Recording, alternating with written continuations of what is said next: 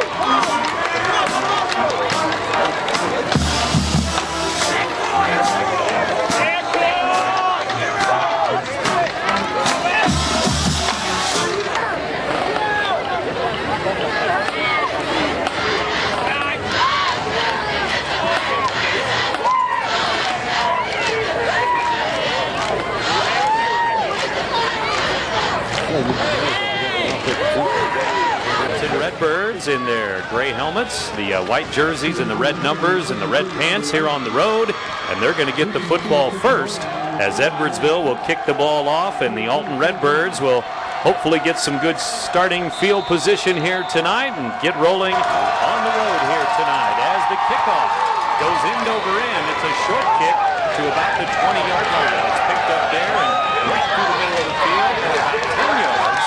Up to the 30-yard line goes DeMarco Hodges, number 20, for Alton on this brand new turf. And it is beautiful stuff out there when you're walking on it. Nice and cushion artificial turf for the Tigers. Redbirds begin first and 10 at their own 28. Exquisite accommodation. Edwardsville obviously loves that. They bring in huge crowds for all sporting events, and this one no different. Alton Redbirds with the football, and that means Devin Williams, the quarterback, under center, double wing, double tight. They'll give the ball off to the big fullback, and that's the new starter, Dominic Robinson, a 5'6", 244-pound fullback. And he rushes over the 30-yard line, and they're going to mark it at about the 31-yard line. So the fullback will gain 3, and that's what the fullback is supposed to do, 3 yards. We mentioned Robinson a little bit in the pregame, coming off an injury, his first game of the season. Quite a load to bring down. Just giving the ball up to him up the middle should be guaranteed 3 to 5 yards almost every time. We'll tell you about the Alton offense as we go along here. Great offensive lineman this year for head coach Joe Hook. And here's Kenny Jones running behind that offensive line. And over the right side he goes, right tackle up to the 35-yard line. He'll gain 4 yards as he goes right tackle, and that normally means big number 79, Alex Llewellyn, a senior, 6'5", 300 pounds. The other side of the right line, guards, Chris Crosno and Matt Douglas. The center is Bill Netzhammer. Evan Kinder, the other tackle on the left side. Then the 2 tight ends, Stephen Barton and Drew Yale, and they'll do a lot of blocking too because the 2 tight ends are a big part of this double wing, double tight. They'll pitch it to Jones, right side, and over the right tackle once again. This time he stopped after only about 1.5 yards, maybe 2 yards, and looks like it's going to be close to a first down, and it is going to be just enough for a first down, so they will give him 3 yards. Nice spot for the Redbirds there to pick up the first down. I imagine we're going to see Kenny Jones running around that right side, right behind Alex Llewellyn most of the night. The guy can really open up some holes. You mentioned the double tight end set the Redbirds run. It's almost like having an extra tackle on each side of your line. We'll see what kind of holes they open up for the running backs this evening. And the fullback, Robinson, directly behind Williams, and he gets the quick handoff, and he's right up the middle, breaking a couple of tackles over the 40. Out near the 43-yard line goes Robinson. The 2 wingbacks are Hodges and Jones, but 22, Robinson gets the carry there, and it'll be second down at about 6 as he banged forward for 4 yards. Yeah, Robinson already with his second carry of the game. I tell you, we mentioned how large this fullback is and how hard he's going to be to bring down. They open up some holes for him. He gets to that second level. He could be leaving guys on the floor. Up to the 43-yard line go the Redbirds. Now Jones in motion, and Kenny Jones will get it over the right side, and he is knocked down this time, maybe right on the 45-yard line, so a gain of 2, and they're going to be 4 yards short at 3rd and 4. Coach Bliss and the Tigers very aware of the speed and ability of Kenny Jones. As we mentioned in the pregame, his 5 touchdowns in week 1 against Quincy. He knows that if Jones gets into space, he can really do some damage, hence the 5 touchdowns in week 1. He was held to just 1 touchdown last week, and the Tigers really going to keep an eye on him, not allow him to get out in the open field.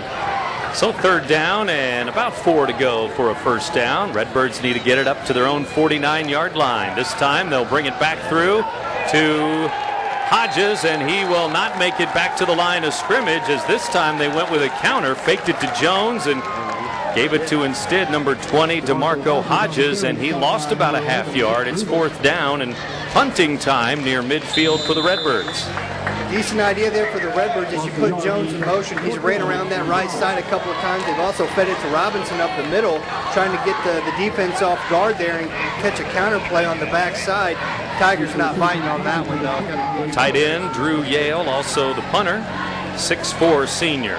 Grabs a low snap off the artificial turf, and it takes a nice hop to him, and he boots it to the 25. Nice return up the middle, though, over the 30, out to the 40-yard line.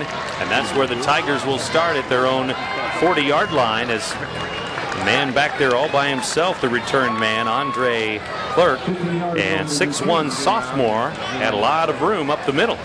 Great job by the punter to scoop that punt up off the ground. It looked like it was going to be a busted play. He may have to kick on the run. Good hands by him to get the ball away. A decent punt. Decent coverage by the Redbirds on the coverage. Alton on defense, and Roundtree hands the ball off. It's going to go over the left side, but the Redbirds close that up quickly. Nice play by a couple of linebackers, including 56, Andre Howard, who's the middle linebacker, and not much room there as they'll give him back to the 40-yard line, 2nd and 10. Edwardsville running a new offense this year after all those years of Coach Daugherty. He has been replaced by Coach Bliss, Mark Bliss, and he's running the single wing. I imagine we're going to see a lot of option, some shotgun formations perhaps. Shotgun here, and Roundtree will run it. The quarterback has had a lot of rushing attempts this year, and he'll pick up 2 yards here as he has run the ball 21 times, 200 yards, so nearly 10 yards per carry, and he's had the most carries of anybody. Ishmaiah Roundtree, the quarterback. He gained a couple, but it's 3rd and long, 3rd and 8. Tigers need to get it to the 50-yard line. 7 minutes to go. First quarter, no score. Redbirds and Tigers here in Edwardsville. There's a fumble on the snap. It's picked up and a sack back there. Ball loose again, but it's picked up by the Redbirds, but it's going to be marked down. But Chris Mosley, the cornerback, and it was a blitz on 3rd and long and all bad snaps, so everything looked good for Alton there. Alton defense catching a break there. That's the danger of running your offense in a shotgun formation. Botch snap, you can lose possession. Roundtree able to recover at that time and go down to the ground, but Redbirds are going to end up with some decent field position after this punt.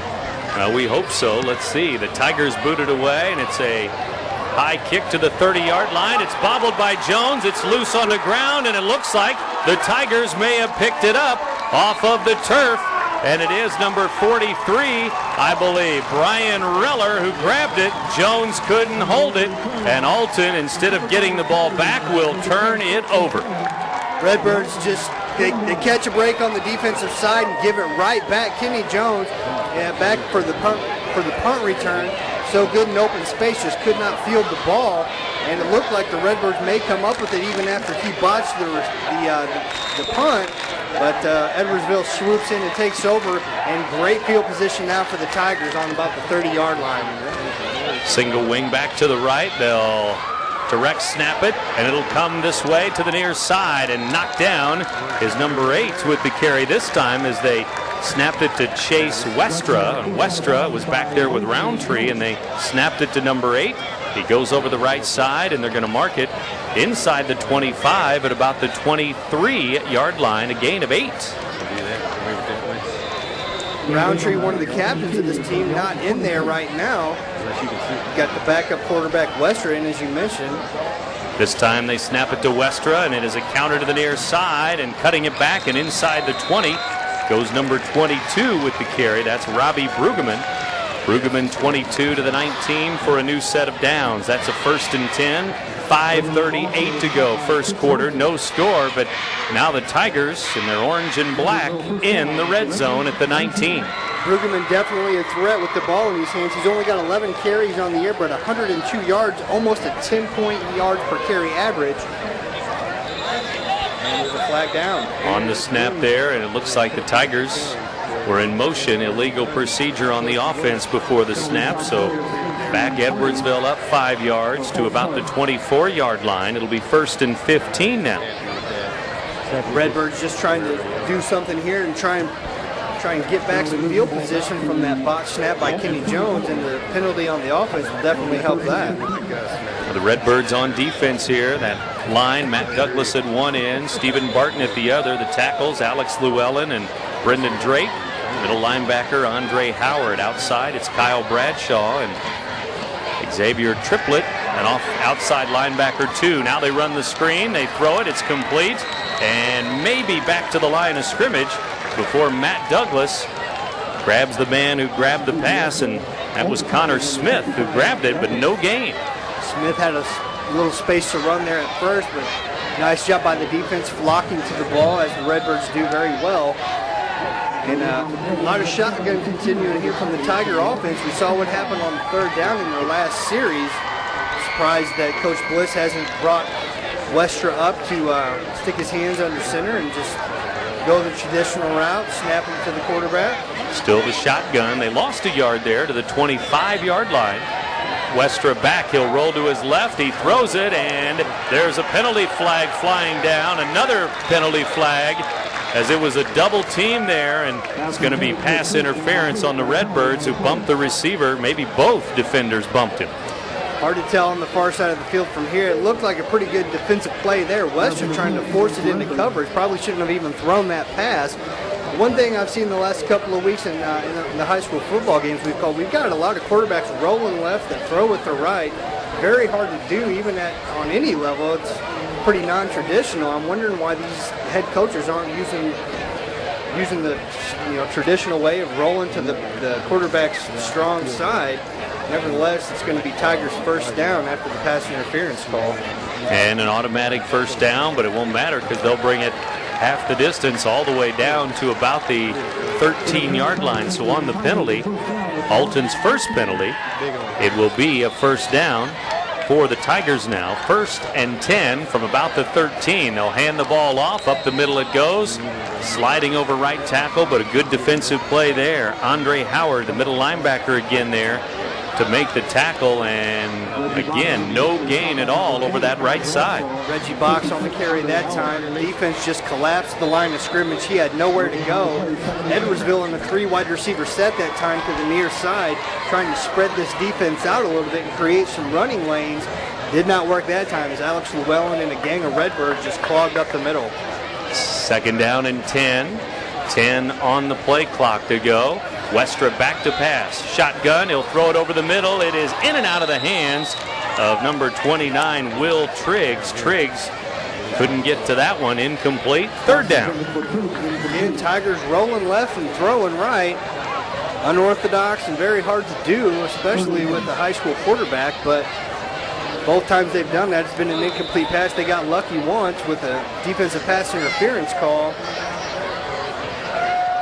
Well, each 3rd team, and long, this team's going to try and punch one into the end zone here. The field goal kicker's been warming up on the sideline.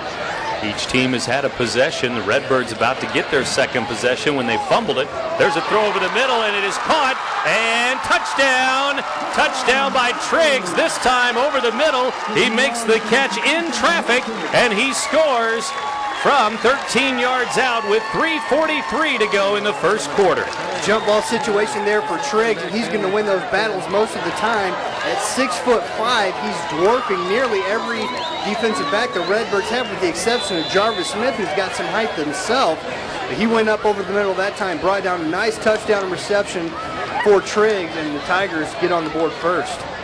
Well, the fumbled punt return cost the Redbirds big time, cost them a touchdown. Now they'll try for the extra point here in Edwardsville. The Tigers up 6-0, and the kick is wide left, and it is no good. Low kick, never had a chance, and it's going to be 6-0 as the kick missed by Tyler Rujewicz, number 66. So 6-0 Tigers, 3:43 to go first quarter.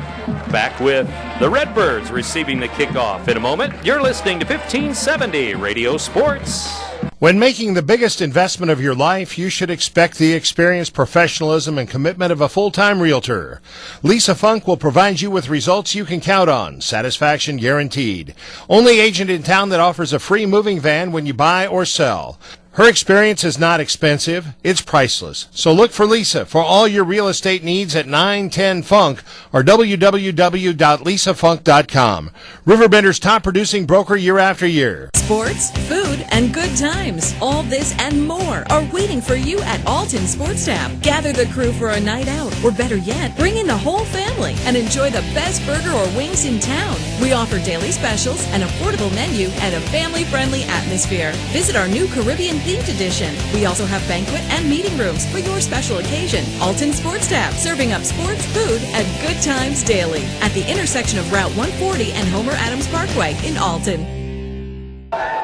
With Trevor Shaw, Brent Birkeland back with you here. The Alton Redbirds and the Edwardsville Tigers. Each team has had the football once. Redbirds were going to get it back on a punt, but they fumbled the punt, gave Edwardsville a short field, and they rolled right down the field and scored on a 13-yard touchdown pass from Westra to Triggs, and it's 6-0. The point after, no good. The kick, and now the Edwardsville kickoff will go to the Tigers. It's a low line drive again, picked up at the 20 again by Hodges, and he is knocked down just outside the 20, about the 22-yard line, and now we'll see what Alton can do with its second possession. Great open field tackle, that time by Highlander on the coverage team. Had Hodges in the open field and just took him down almost immediately. The Redbirds got to get something going here offensively. They struggled a little bit early on last week, causing them the game against the Comanches. They don't want to fall down too much here in Edwardsville. Let's see what happens on this possession. Junior Devin Williams, the quarterback, 5'8". Right-handed thrower, and Jones in motion again, and looks like a fumbled snap on the exchange there. Netzhammer to the quarterback, and let's see who falls on it. A big pile there at the line of scrimmage, the 22. And with 3:25 to go, they unpile it, and it's going to be Edwardsville football. The Redbirds have fumbled again and turned it over twice, back-to-back. Tigers just rolling now with 2 turnovers in the first quarter. Great field position to take over both times. The botched punt by Kenny Jones, now a fumbled snap between Williams and Netzhammer. Netzhammer coming off a Player of the Week award from the quarterback club. You got to wonder what's going through these offensive players' minds with these 2 turnovers early on. They're going to have to make up for it on defense now. Well, let's see if they can make something happen on defense. 6-0 Tigers. And they have the ball back. Chase Westra. And they will hand the ball off. Coming around in is Brueggemann. The flag flies behind the play. Down to the 15-yard line goes number 22, Robbie Brueggemann, the senior. But that may come back on a hold or an illegal block behind the play as they were sweeping here to the near side. Flag at the 20. Rests at the 20-yard line. It is holding. And they'll replay first down, holding on the Tigers. That's going to back Edwardsville up just a little bit. Redbirds catching a break there as the Tigers took over with great field position on about the 22-yard line. And they were going to be able to punch that, or at least get some kind of points out of that. If not, punch it in for a touchdown. So the Redbirds defense with a little bit of breathing room now, going to have to put the pressure on. First down and 18 as they move it back to the 30-yard line. They snap it to Westra. Naked bootleg here. He's hit as he throws it, but it's complete to the 20-yard line. And it is caught there, and they get the 10 yards back as Stephen Barton in there to smack Westra as he let the ball go, but it's a complete 10-yard pass. Great poise by Westra to be patient, wait for his receiver to come open, gets rid of it just before contact was made, and a great throw over the middle by Westra. And you got to wonder, maybe one of the reasons Roundtree's not in this game, Westra is maybe he's a little bit more poised in the pocket, has a little bit better arm. And they're throwing the ball. There's a bad snap down on the ground. The Redbirds may have picked it up. They did. The quarterback couldn't get it, and the Redbirds jump on it, and quickly there is Brendan Drake. Looked like 59, grabs that loose ball, and it's Alton ball now. So the Redbirds catch a break on the defensive side now and get that last turnover back. Decent field position, going to start the ball at about the 30-yard line, it looks like. And it's time for this Redbirds offense to get rolling and maintain some time of possession, wear out that defense a little bit with this strong running game that they've got. So a fumbled snap on the shotgun attempt there, and it's Alton ball, 2:29 to go, first quarter. Redbirds 1st and 10 at their own 29-yard line. They'll hand the ball off. Coming to the near side, up the middle. There's another fumble. It's on the ground. Tigers trying to pick it up. Redbirds there. Let's see who's got it. Looked like a Tiger was trying to pick it up as he was trying to run with it. He should have just fell on the football. But it is going to be Alton ball, as it looks like Bill Netzhammer, the center, may have jumped on it at the 43-yard line. It's still Redbirds ball, and now it's 1st and 10. That's amazing. A gang of Tigers around a loose ball. How they did not come up with it, I'm not sure. But the Redbirds have got to protect the ball more. The third fumble in this first quarter, and they're not going to be able to win this game continuing to put the ball on the floor. So going to have to put 2 hands on the ball, wrap it up, especially in contact. See what happens here. That was Jarvis Smith on the carry, I believe. Now coming to the near side. Knocked down right at the line of scrimmage is number 4 with the carry. That's Brian Proctor. Proctor has had some carries coming into the game, and he's in there now in relief. 8 carries, 33 yards coming in for Proctor. The Redbirds having to hold on to the football. They had a lane on that last fumble there. It looked like he may have broke loose. One of the Tiger defenders just punched it out like you're taught to do in all those defensive drills. That time it worked for Edwardsville. They just couldn't recover the fumble. Alton comes back to the line. And Devin Williams back to throw. He's looking over the middle, throws it to Proctor, and he had it but dropped it. Incomplete at the 50. 2 Tigers were there. It looked like they were behind Proctor, though, and he almost made the grab at midfield. Nice defense by the secondary of Edwardsville. Looked like Highlander was the one that broke up the pass. He made a great individual tackle on the kickoff coverage earlier, and a nice pass defense that time as the safety comes over and knocks it out of the hands of Proctor, saving the first down for Edwardsville. 3rd and about 12 to go. Alton at their own 42-yard line, and they need some yards here. They're near midfield at their own 42. They need to get to the Edwardsville 47-yard line. Devin Williams with the count. And back goes Williams to throw. Rolling right. Throws it as he's hit. And that one is knocked away. Going for Proctor again, it looked like there. And number 7, Colby Highlander again there. And Highlander knocks it away. Nice play again by Highlander. It looked like it may have been a false start on Proctor as he appeared to jump the snap. No flag thrown. Nevertheless, it's going to be 4th down for the Redbirds as they are struggling on offense right now to even move the ball to get a first down. So here on the near side, Ricky Sherrard, number 52, the center, and Westra working on those shotgun snaps after a couple of miscues, and they lost a fumble snap a moment ago, but Alton could not do anything with it. Now they have to punt it away, and Yale does punt it away from the return man at the 25. Tries to pick it up, and he bobbled it for a moment, but he grabs it back and down at the 25-yard line. They may give him forward progress to the 27. Edwardsville at their own 27, 1st and 10, and just 55 to make it 57 seconds to go in the first quarter. 6-0 Edwardsville. Bad play there by Andre Clark, trying to field the punt after it had bounced a couple of times, trying to pick it up on the run nevertheless. And just in that situation, you just got to let the ball go and let the Redbirds come down the ball, and you take over on offense. That time could have cost them some field position had he not been able to recover it.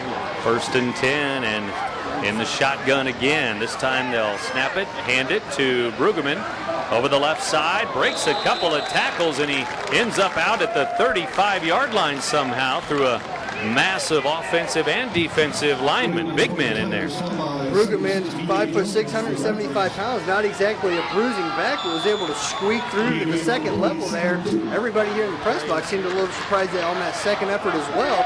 But we mentioned him earlier, 9.3 yards per carry average for Brueggemann on the year. He can definitely do some damage. He's got breakaway speed. This time they'll hand it off. Right up the middle it goes, and looks like Box may have gained 3, and he only needed 2. That may be a 1st and 10 timeout as they measure it and then say, yes, it is a first down. 15 seconds to go, first quarter, as Reggie Box, sophomore, gets the carry. Winding down this first quarter, it's been a little sloppy on the Alton Redbirds side. Edwardsville turned it over just once, but has looked pretty sharp in this new offense so far. Westra back to get the snap.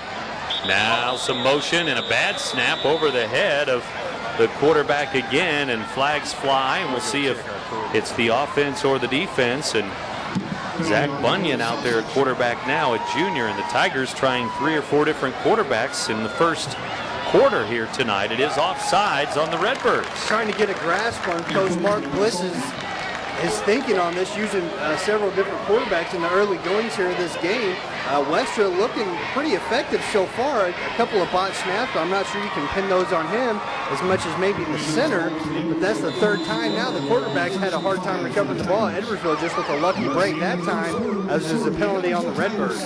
And that's going to be the end of the first quarter. It's a 6-0 score after 1. Edwardsville leading here at home over Alton High as we go to the second quarter in a moment. 12 minutes back on the clock. When we come back, You're listening to 1570 Radio Sports.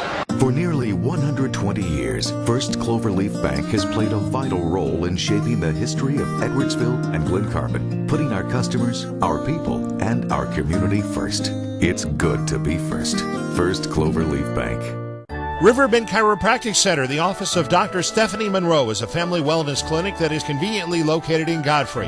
Dr. Stephanie, a licensed doctor of chiropractic, is dedicated to caring for infants, children, and adults. She specializes in pediatric care, which is especially important this time of year with all the stress of backpacks and extracurricular activities like football, soccer, cheerleading, and other sports. Evening and weekend appointments are available. Please call 618-467-2744 for further information or questions.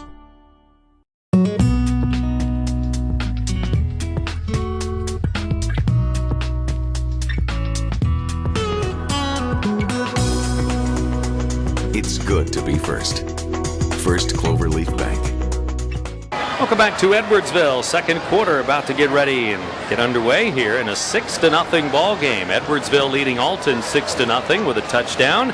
With Trevor Shaw, Brent Berkland back with you here. And we also say thanks to RiverBender.com for providing the video. If you're checking us out live on the web tonight, John Hendrick and the crew in full force here at the Edwardsville Sports Complex.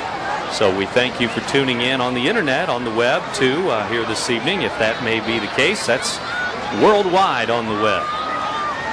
6-0, Trevor, in favor of Edwardsville, and some fumbles there in the first 12 minutes, to say the least. Yeah, mostly so. It seems like mental mistakes on the Redbirds' part, not protecting the ball, allowing Edwardsville to take over with good field position, and so far it's been all Edwardsville.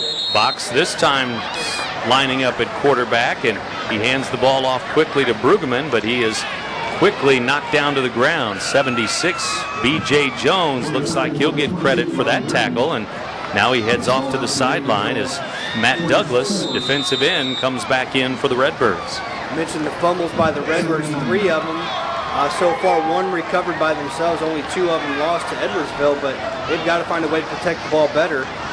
2nd down and 4. This time they snap it, give it to Brueggemann, and he's near the first down marker, and he was smacked right there near the 50-yard line, but they may give him to the 49, and he may have picked up 5 and picked up another first down for the Tigers at their own 49-yard line. Brueggemann is a first down machine, averaging almost a first down every time he touches the ball. He's got good breakaway speed, a nice hole around the left side that time, and he got to that second level and was brought down by some Redbird defenders. But the Tigers starting to move the ball a little bit now with the new quarterback in, the second one of the game, and Zach Bungeon. And he's in the shotgun. They'll fake the handoff, and he's rolling to his right. He throws it over the middle, and it is in and out of the hands of number 42 there, and almost a catch for Blair Henry as he looked like he was open there about 10 yards down the field, but closing quickly was Jarvis Smith. Jarvis Smith, one of the better defenders the Redbirds had, probably the best in the secondary. But Henry, a big target, 6'1", 240 pounds. If he pulls that one down, Jarvis Smith's going to need some help taking him to the ground. But I like that time how Coach Mark Bliss on the play call rolled his quarterback right. Earlier in the game, Wester was rolling left, throwing right. That time, the natural progression. Direct snap to Reggie Box, and he is met at the 50-yard line in a big way. A couple of Redbirds there, including number 80, and that's Stephen Barton. Number 40 gets up too. The outside linebacker, Kyle Bradshaw, helping out. No gain. Tigers now switching some personnel on offense. Looks like they're going to bring in some wide receivers for 3rd down. We'll see what Bungeon can do through the air. We've seen him on target earlier to the tight end. The tight end just putting it on the ground. 10:25 to go, second quarter. First half rolling down here, and it's 6-0. A high throw, and it's picked off by the Redbirds. Interception there, and Triplett brings it back to the 45-yard line of Edwardsville. Looked like a loose ball maybe there at the end, but it's going to be Alton ball as Triplett, outside linebacker, was there, and the ball was overthrown. Triplett, the sophomore, just in great position. As you mentioned, the ball overthrown by Bungeon from Edwardsville, but good job of him just to be aware and able to bring that ball in. And that's the second turnover now for Edwardsville, as it looks like they're struggling a little bit on offense as well. A complex offense they're running. you may be familiar with it. It looks a lot like the spread offense a lot of colleges are running nowadays. Quarterback is constantly in the shotgun situation, a lot of fakes and misdirections, and it's cost them a turnover that time. 1st and 10. Alton with good field position here at the Edwardsville 45-yard line. They'll snap it to Williams, but it's loose on the ground again on the snap. The Tigers may have it here as a bad exchange, and it's Edwardsville ball, and the turnovers keep coming on both the red and the orange. I think we're getting to the point now where the Alton Redbirds have turned the ball over almost as many times as they've ran offensive plays. The 4th time they put the ball on the ground. 2nd time there's been a mishandle between the center and the quarterback, and usually by the 3rd game of the season, those kind of kinks are ironed out already in your offense. So you got to wonder what's going on between Netzhammer and Williams. Is there a physical problem? Is it a communication problem between the two players? But nevertheless, Alton just cannot afford to continue turning the ball over like this. Llewellyn with a big sack there. Chase Westra back, and Llewellyn grabs him, and it's going to be a loss of about 3, even though he powered him and pile driving him back to the 35. They'll give him the 43-yard line, a loss of about 3 as Llewellyn was there. Well, it looks like 3 fumbles lost for the Redbirds, so 3 turnovers, 2 turnovers for Edwardsville, so we've had 5 already. Here's a snap, and they give it to Brueggemann. Brueggemann to the near side. He's hit, knocked down at the 50. Gain of about 7 or 8 yards. It's going to be 3rd and 5. This Edwardsville offensive line is doing a really good job of getting outside and trying to lead block for their running backs. They're running a lot of sweeps and choice plays for the quarterback and running backs. A lot of things around the corner, around the outside. Edwardsville trying to utilize the speed that they have on offense and spread this defense out and create some running lanes. Well, 3rd and 5 from the 50-yard line, right on the 50. And they'll hand the ball off. 2nd man through. Reggie Box has it, leans forward, and he gains about 6. He needed 5. Down to the 44 of Alton. It's 1st and 10. Edwardsville they haven't really struggled too much moving the ball. It's getting the ball into the end zone that they've had a problem with. Just 1 touchdown so far. The 2 turnovers really kind of handicapped them a little bit on the offensive end. But both quarterbacks, Westra and Bunchen, have ran this offense pretty well. And we'll see what they do here on 1st down. And now the right guard moves. And we'll see if it is on the Tigers before the snap. It is a legal procedure. 8:42 to go in this 1st half. Tigers with a penalty, and boy, just a lot of mistakes for both teams here in the 1st half. Well, I think Edwardsville still kind of expects to have some mental errors. They're running a brand new offense. They've got some young offensive linemen on the starting roster. I think they're still trying to get the grasp of this. Coach Mark Bliss thinks that those things will just iron themselves out as the season goes on, but you're in conference play now, and you've got to have those kind of mental errors figured out. Alton, on the other hand, although they're not making as many mental mistakes, they're just turning the ball over way too much, and neither team is impressive as they'd like to be in this conference opener.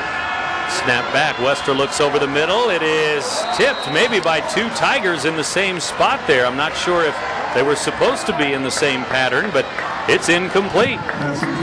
Both Tigers, I think, thinking that the ball was intended for them. Seeing the Redbird defenders around, it looked like Trigg was trying to knock the ball down to prevent a Redbird from intercepting the pass. At that 6'5" frame, he definitely has great leaping ability, but a little bit of miscommunication by the receiving corps that time on Edwardsville's part. Chase Westra, the quarterback, a sophomore, 5'11", in the shotgun. They'll snap it to Reggie Box. He tries to get outside, still looking to get outside, and now he turns the corner and down to maybe the 46-yard line. He ran a long way to pick up just 3 yards. Box with the direct snap that time. We saw that a little bit earlier in the 1st quarter. Really nowhere to go on the outside, being chased down by a Redbird defender. Tried a little shake and bake once he got to the corner to get those extra couple of yards, but nothing working that time on the direct snap. Well, it's 3rd and long, 3rd and about 12 to go, so the ball may go up in the air again. Redbirds with an interception a moment ago. Tigers have turned it over twice. Alton has turned it over 3 times with fumbles. Now the wide receiver screen, and in and out of the hands of the intended receiver, really right through Craig Raykemper, and he missed it. Ray Kemper really had some room to run. Had he pulled that one in, it looked like he started to look upfield before he looked the ball in. And when you're on this level, when you're playing at this level of high school football, you're always taught, look the ball in, secure the ball first, then worry about your yardage. I think that time he was starting to be concerned about the yardage before he had possession. So Edwardsville still struggling a little bit to put the ball, to put some points on the board. 4th down, and the punt is away. Kenny Jones back to get it. Hits at the 20. Going to go out of bounds inside the 10. Looks like the 8-yard line is where they'll mark it. Redbirds ball when we come back. 7:31 to go. Second quarter. It's Edwardsville 6, Alton nothing. You're listening to 1570 Radio Sports. When you play sports like football, injuries are going to happen. That's why more area schools count on the Human Motion Institute's sports medicine pros to keep their athletes healthy and in the game.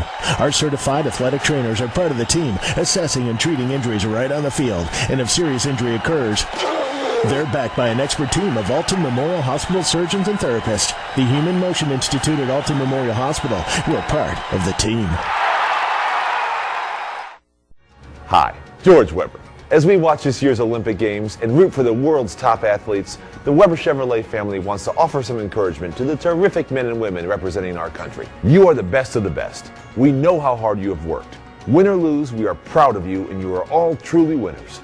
Even though you are half a world away, we are with you through every sprint, jump, and dive. And we sing along with you when you stand on that medal stand listening to the national anthem. So from all of us at Weber Chevrolet, go Team USA.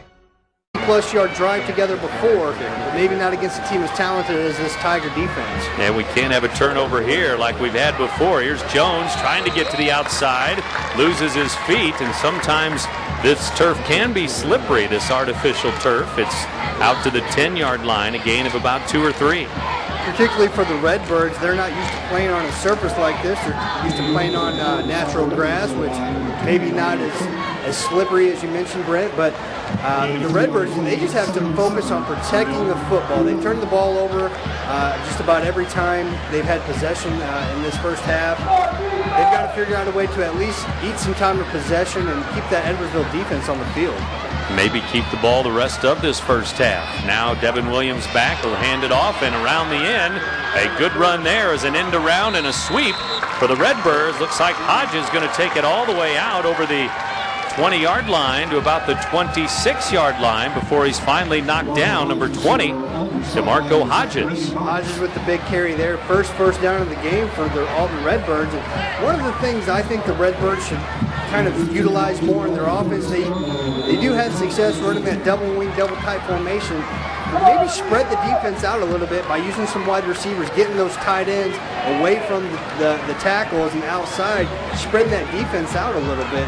6:26 to go, first half. Clock rolling as Kenny Jones is in motion, and now the penalty flags are in motion as they fly before the snap, and the Redbirds may be pushed back here. It's 1st and 10 as out to the 26-yard line goes Hodges for a gain of about 16 yards, and we'll see what the call is here as they're taking a long time to decide what the flag was, and apparently on the offense, but we'll see.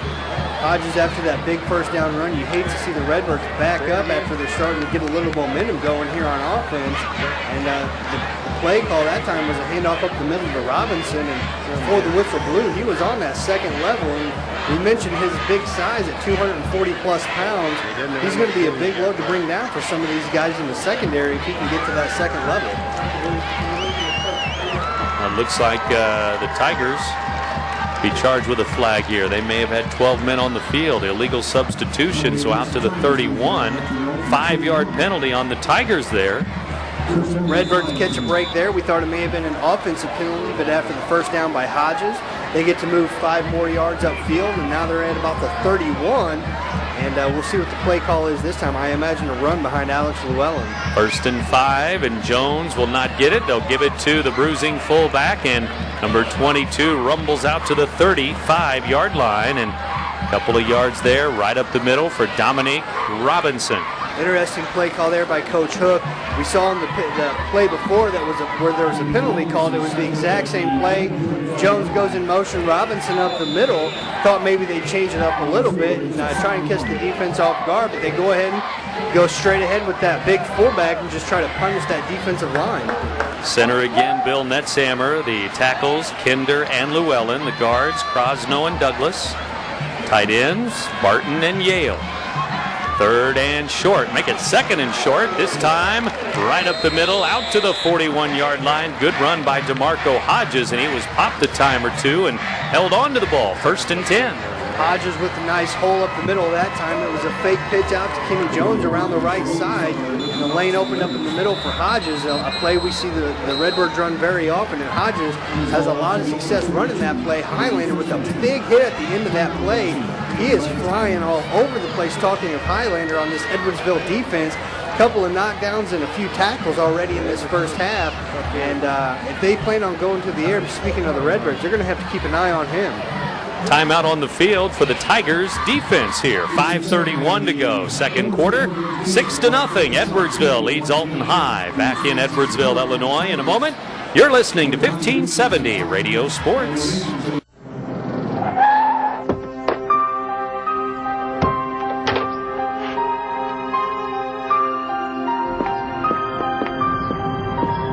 Two-timing son of a...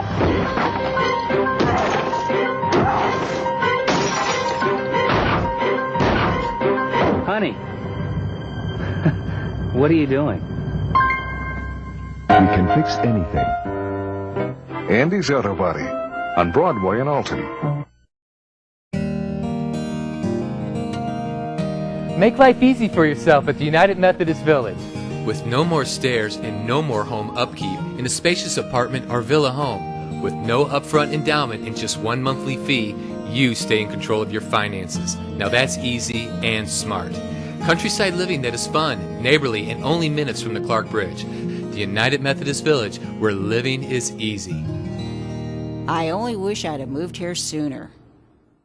Trevor Shaw and Brent Berkland with you on the Big Z, Z1570, but also RiverBender.com on the web. And we say hello to everyone who's listening in. We got some Berklands listening in up in Geneseo, Illinois, near the Shaws as well, I believe. There you go. Up in the Quad Cities. So thanks for tuning in, whether it's the radio, the internet, whatever the case may be. 5:31 to go. Redbirds with the ball, 1st and 10, their own 42-yard line. Redbirds just trying to do something to sustain a drive, maybe try and come away with some points on this one. The Edwardsville offense has moved the ball. Here comes Devin Williams. He's going to keep it, and he dives forward over the 45, out near the 46. It almost looked like he wanted to hand it off. Maybe it was a fake and a quarterback keeper the whole way, but either way, it's out to the 46-yard line. Possibly an option play on that time, and Williams just keeping it at the last second. The Redbirds are going to have to do something to create space on offense. The way that they line up, so compact with the double tight ends and the double wings, they got to find a way to get these guys with speed. Speaking of Jones and Williams and Hodges out in space. 4:52 to go. 2nd down and 6. Give Williams 4. Now they'll give on the delay, and losing his footing once again. The Redbirds doing a lot of that, slipping and falling when nobody's around. This time Kenny Jones couldn't get started. Yeah, you mentioned this, the artificial surface, probably a little bit slicker than the natural grass, especially with the rain last night. Probably helped slicken things up a little bit. The Redbirds used to the natural surfaces, and they are having trouble getting their footing out there. Not just the offensive backs, but the offensive linemen could be struggling as well, and that could, create problems with opening holes for the backs. Well, they take Barton out, the tight end, bring in a receiver, split left, Jarvis Smith, and this time Devin Williams going to roll that way to the left, but he is knocked down. Only gained a couple. It's going to be 4th down. We'll see where they mark it. Shy of the 50-yard line. He needed to get to the Edwardsville 48, so it's 4th and 4 as Williams took it on the keeper. Punting situation now, you would think, for the Redbirds, but the longest drive they've sustained thus far tonight. And I mentioned a little bit earlier in the drive that the Redbirds got to do something to create some running lanes, create some space, maybe spread this offense out. They bring in Jarvis Smith. What that does is it brings the cornerback in who's playing just outside the tight end all the way out almost to the sideline, and Williams almost able to break up for a first down. He was brought down before that.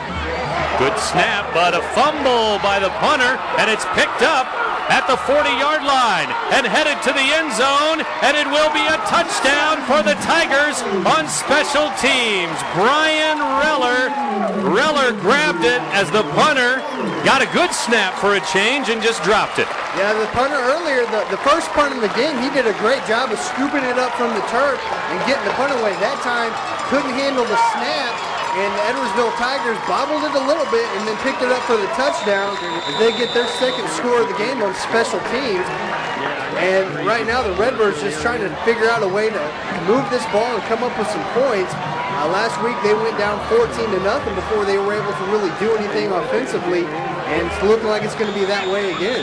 Timeout Redbirds now as they want to try and regroup to see if Edwardsville is going to go for one or go for a 2-point conversion too.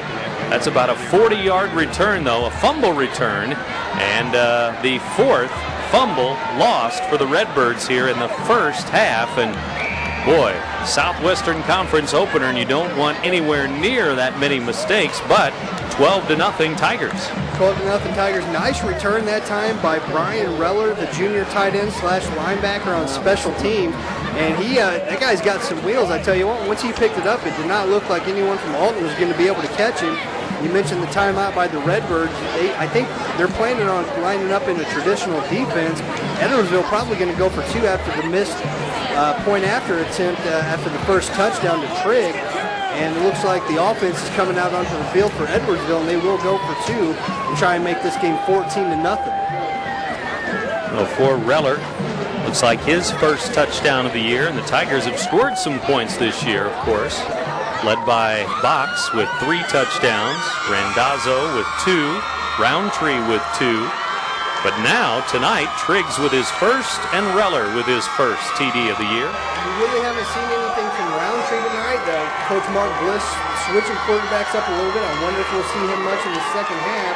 He looks to be more of a running threat at the quarterback position as opposed to what Bungeon and Wester have been doing is going to the air.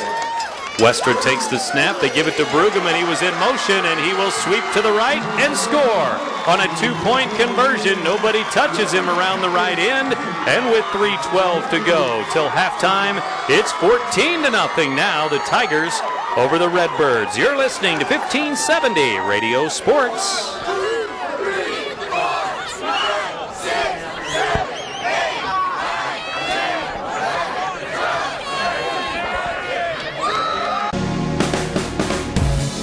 Toyota has more cars with an EPA highway estimate over 30 miles per gallon than any other car company on the road today. Camry, Matrix, Corolla, Yaris, Solara, and Prius. So no matter how high gas prices get, you can keep moving forward. St. Anthony's Health Center, located in Alton, is serving the Riverbend area with quality patient care and comfort through comprehensive outpatient rehabilitative therapy services, advanced diagnostic technology, and emergency services, while also providing community education classes that benefit those of all ages. All brought to you by St. Anthony's Health Center's dedicated and caring health professionals. 4 lost fumbles. Edwardsville has turned it over twice. An interception and a fumbled snap on a shotgun formation, but 3:12 to go, second quarter. Trevor and Brent back with you in Edwardsville, part of our Friday night doubleheader. And tomorrow at 11 a.m., you'll hear Illinois football. They'll kick off at 11 from Champaign against Louisiana Lafayette. Then you'll hear tomorrow afternoon the Marquette game at Litchfield, which is going on tonight, along with East Alton Wood River at Vandalia. So you'll hear those games tomorrow. Here's a squib kick to the Alton Redbirds and to Kenny Jones. He loses his footing again as he tried to make a cut And he's down at his own 30-yard line on the kick return.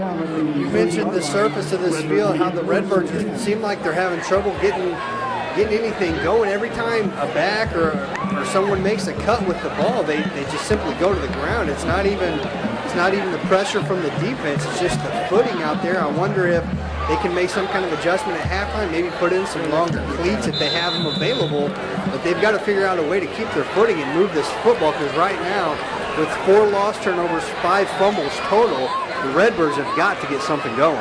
14-0 Edwardsville, and now on the counter they'll give it to the near side, and nothing doing there. They faked it to Jones, and may have been Hodges on the carry. No, it is Jones, and he's going to lose about 5 back to the 25.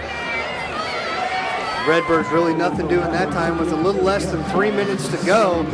I think you got to at least try a shot through the air here. Maybe bring in Jarvis Smith, the wide receiver. He's usually the first one in to play that position. When they take out a tight end, he's a deep threat for them. Maybe Williams can find him on a play-action play. Devin Williams under center for Alton. They bring it back. They hand it off. It goes over the right side, looking right tackle again, and a gain of a couple to make it 3rd and 13 now with 2:18 to go till halftime. We knew the Redbirds would try and pound it up the right side as much as possible behind their big tackle, Alex Llewellyn, 6'5", 300-plus pound offensive lineman.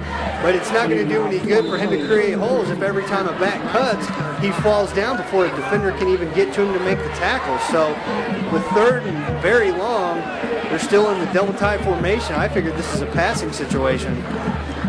Williams under center. Back goes Williams. He'll hand it off to Hodges. Hodges trying to turn the corner. Cannot do it.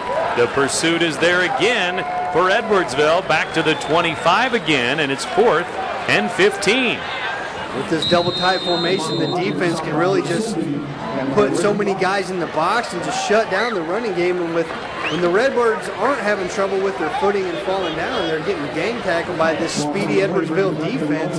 They are flying around, particularly Highlander. He seems like he's at least assisting on almost every single play, if not making it himself. The Redbirds just struggling offensively. Looks like the Tigers are going to call a timeout to keep some time on the clock here before the Alton punt. 1:36 to go with a timeout on the field. It's Edwardsville 14, Alton High nothing. You're listening to 1570 Radio Sports.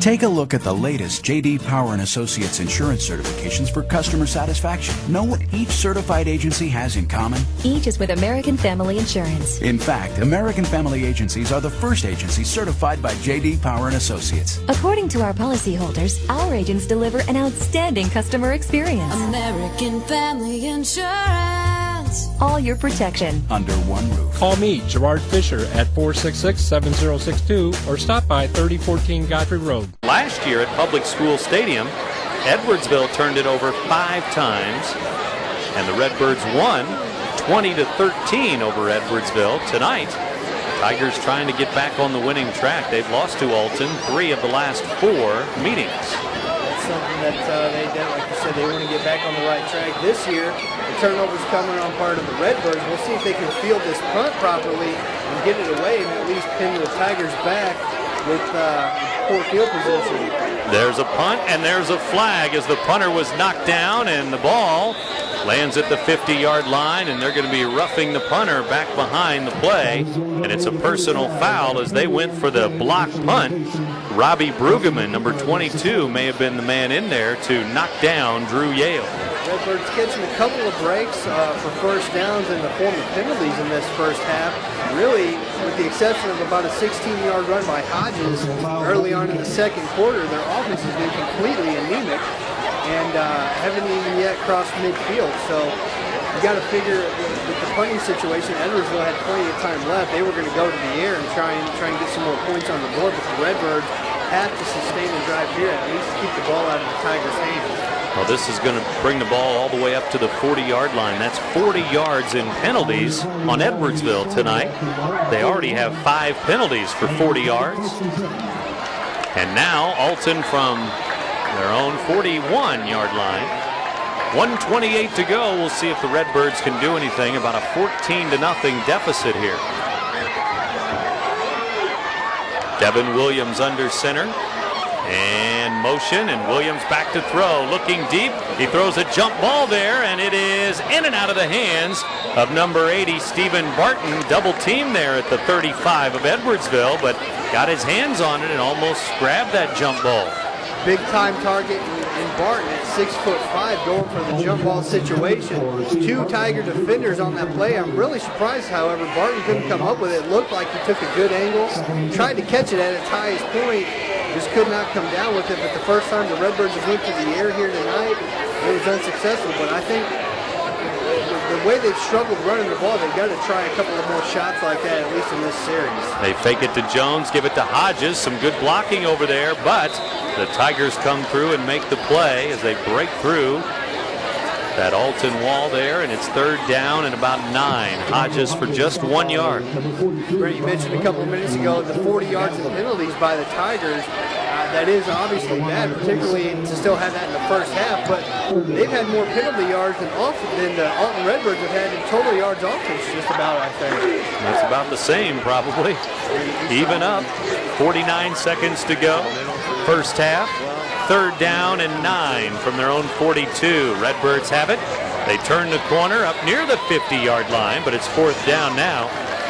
And the clock at 35 seconds remaining here in the first half. 4th down, 30 seconds to go, and I think both teams may let the clock run out, and Alton may not even punt the ball now. I think if you're Alton with this, I mean, you do have time to just take a shot, throw a Hail Mary down there. We don't really know how strong Devin Williams' arm is, but you've got a couple of big tight ends that can go up and get it. You've got Jarvis Smith, who's got good size and great speed. Why not just take a shot, see if you can't come up with something? Maybe you get a penalty and you get to move a little bit closer, maybe get in field goal position. You never know. But they're going to let it run out and go into the halftime down 14-0. Tigers here at home, 14-0 over the Alton Redbirds, and it is halftime. Both teams head toward the locker room, and on this Friday night, week number 3 of the season, we've played a half, and the Redbirds trailing the Edwardsville Tigers by 2 touchdowns, 14-0. You're listening to 1570 Radio Sports. RiverBender.com's live coverage of tonight's game is brought to you by Alton Memorial Hospital, the best health care close to home. Gerard Fisher American Family, all your protection under one roof. Alton Toyota. Toyota makes the car. Munganast makes the difference. St. Anthony's Health Center. Innovation, commitment, compassion. Weber Chevrolet, online at WeberGraniteCityChevy.com. First Cloverleaf Bank. We're better together. Riverbend Chiropractic Center, dedicated to caring for infants, children, and adults. Alton Sports Tap, sports, food, and good times. United Methodist Village, where living is easy. Andy's Auto Body, we can fix anything. The Medicine Shop in Wood River, caring beyond prescriptions. And by Lisa Funk, the Riverbend's top producing broker year after year.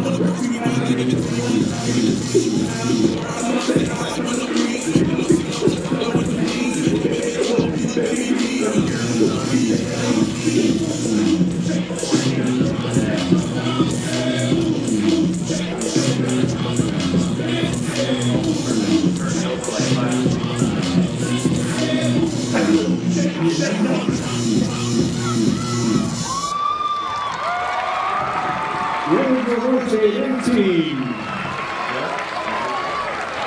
8-6. 2.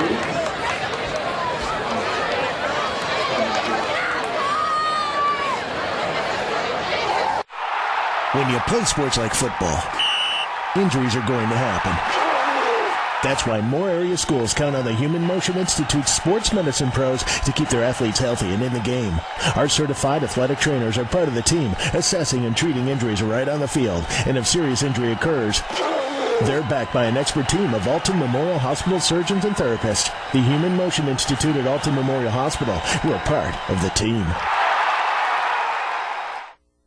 Hi, George Weber. As we watch this year's Olympic Games and root for the world's top athletes, the Weber Chevrolet family wants to offer some encouragement to the terrific men and women representing our country. You are the best of the best. We know how hard you have worked. Win or lose, we are proud of you, and you are all truly winners. Even though you are half a world away, we are with you through every sprint, jump, and dive. And we sing along with you when you stand on that medal stand listening to the national anthem. So from all of us at Weber Chevrolet, go Team USA. Drum Major Suzanne Dennis is your band ready for exhibition.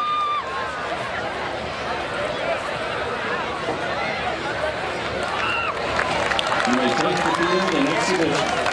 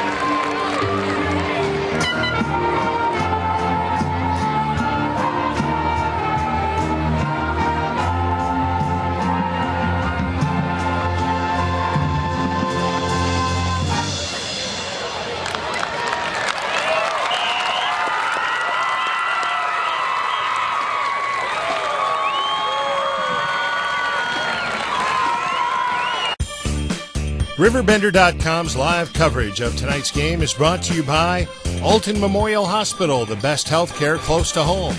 Gerard Fisher American Family, all your protection under one roof. Alton Toyota. Toyota makes the car. Munganast makes the difference. St. Anthony's Health Center. Innovation, commitment, compassion. Weber Chevrolet, online at WeberGraniteCityChevy.com. First Cloverleaf Bank. We're better together. Riverbend Chiropractic Center, dedicated to caring for infants, children, and adults. Alton Sports Tap, sports, food, and good times. United Methodist Village, where living is easy. Andy's Auto Body, we can fix anything. The Medicine Shop in Wood River, caring beyond prescriptions. And by Lisa Funk, the Riverbend's top producing broker year after year.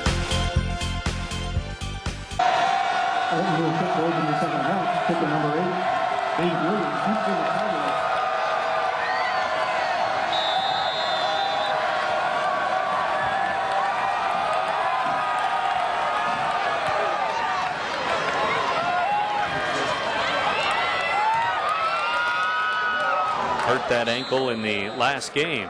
Said that he hurt it just before the half, I guess, in the last game against Chicago Corliss, so he will not expect to see him at all here in the second half. And it's been kind of double duty between Westra and Bunchen. Westra taking a majority of the snaps, and so far done a pretty decent job of running this Tiger offense. Just one offensive touchdown, but it was a pass from Westra to Trigg, as you mentioned there, Brent. But see what they do here in the second half. Do they open it up a little bit? Shotgun, actually the direct snap goes right to one of the running backs, and after the kick return out to the 31, now the ball carrier takes it out to about the 34-yard line, a gain of 3.5, 4 yards, second down and 6. Redbirds trying to do something here defensively, got to hold the Tigers offense, see if they can't force them maybe to a 3-and-out, or at least prevent them from crossing midfield and figure out a way to move the ball offensively. They've got to get some points on the board here at some point in the second half. Here's Brueggemann, and he is tripped up. Nice open field tackle by Triplett there as he caught Brueggemann in the backfield trying to sweep here to the near side, and it was Triplett stepping through and making the play. It's going to be third down and about 7. We called Triplett's name once in a couple of times in the first half, once on an interception by Bunchen. I think maybe that's the reason we haven't seen him since. Westra with a 3rd and 8 situation, passing situation. They usually are bringing in 3 and 4 wide receivers. They don't. I wonder if they're going to try and fake it with a run. Here's Westra rolling to the right. Looks like a quarterback keeper all the way, and he is knocked down hard to the ground and hard to the turf, shy of the 35-yard line, and Edwardsville's going to have to punt the ball away on what looks like a 3-and-out. Pretty conservative third down call that time by Bliss. The way he's approached third downs, at least up until this point, he's brought in 3 and 4 wide receiver packages and trips formations and went to the air that time, sticking with the quarterback keeper around the right side as Bunchen, the backup quarterback, is going to try and punt. And this time on the snap back, the punter's knee was down, so he couldn't do anything. In high school football, you're down when your knee's down, and he had to come down to get the snap, and he is ruled down at the Edwardsville 21-yard line. A huge break for the Redbirds as they have it 21 yards away from pay dirt. You mentioned that huge break. Great field position now for Alton. The closest they've been to the end zone so far in this game, they have yet to cross midfield. So all they need is a couple of nice offensive plays, and they're right back in it. Devin Williams under center, 1st and 10, first possession of the second half. They'll give to Hodges left side. This time he's into the red zone and down to about the 17-yard line as he cruises over the left side. And that's not a fumble on special teams, but still almost as big as a turnover, and it's second down for Alton at the 17-yard line. Alton going to try and see if they can maintain footing on the ball carrying duties in this half. They had a lot of trouble staying on their feet after making cuts. Talking about Hodges and Jones. Hodges kept up that time until he was brought down by a defender. Hodges in motion. This time the fullback will get it. Robinson rumbles up the middle and down near the 5-yard line, and that may be a 1st and goal. Let's see where they mark it. Maybe all the way down to the 6 as they started and make that the 10-yard line. That would be Well, it's not going to be a 1st and goal, but they'll be able to get a first down inside the 1, but it is a 1st and 10 at the 11. I think with the Redbirds' struggles running the ball outside in the first half, the inability to maintain their footing, I think the smart play here is just to keep pounding it up the middle with Robinson, that big body, and surely he can drag a few guys eventually into the end zone for the Redbirds. They'll pitch it to the right. Kenny Jones up the middle, tried to make a cut, and he falls to the ground again. But defenders were there anyway at about the 7. Going to gain about 4. 2nd down and 6. 9 minutes to go, 3rd quarter. Redbirds trying to get on the board for the first time here in the 3rd quarter. We've yet to see Kenny Jones get into some open space and explode to that 2nd level. We talked about the footing, but he's also not getting the holes that he's used to seeing. This Tiger defense, maybe not as big as the offensive line for the Redbirds, but very fast and able to close quickly on the ball carrier. From the 7-yard line, the Redbirds looking for pay dirt. They'll give it to Robinson. He'll slide over the left side, and he's down near the 5, maybe to the 4. And it's going to be 3rd down and short. We'll see where they mark the fullback, Robinson, at about the 4-yard line. This Redbirds offensive line has got to get aggressive here in the red zone. They need to get some points on the board, preferably a touchdown, I'm sure, for them, as they give the ball to the big man up the middle that time. A 3rd and about a medium situation here. They can still get a first down without scoring a touchdown. I'm sure they would like to cross that goal line plain. Well, here we go. 3rd down. They actually mark it closer to the 3-yard line. This crowd getting wild up. Hand the ball off to the fullback and over the left side. We'll see where they mark this one. It's Robinson again, the big fullback, and he may be close to a first down. He's going to be less than a yard short. It's 4th down from inside the 2. Now remember, the Redbirds can still pick up a first down here without scoring a touchdown with 2 yards to go. Being on that far hash mark, not really sure how accurate their field goal kicker is. The Redbirds are going to go for it, at the very least try and pick up this first down. Here we go from inside the 2, or right at about the 2. 4th and 1, and the fullback tried to get some room up the middle, and he was met at the line of scrimmage, and we'll see where they mark it. Tiger defense holding strong on the goal line. You heard this crowd erupt, and we're pretty sure he did not make the first down. We'll see what kind of spot the refs give him, and it's going to be Tiger football. Turnover on downs, a 4th down attempt for the Redbirds, and they do not convert, but they are pinned the Tigers back deep. It looks like they're going to take over on their own 2. 98 yards away after the defense holds on 4th down, so the Redbirds still without any points, 14-0 Tigers. Devastating for the offense. Let's see what kind of formation the Tigers line up in here. They've been in shotgun all night and a couple of botched snaps. A situation like that here could be 2 points for the Redbirds.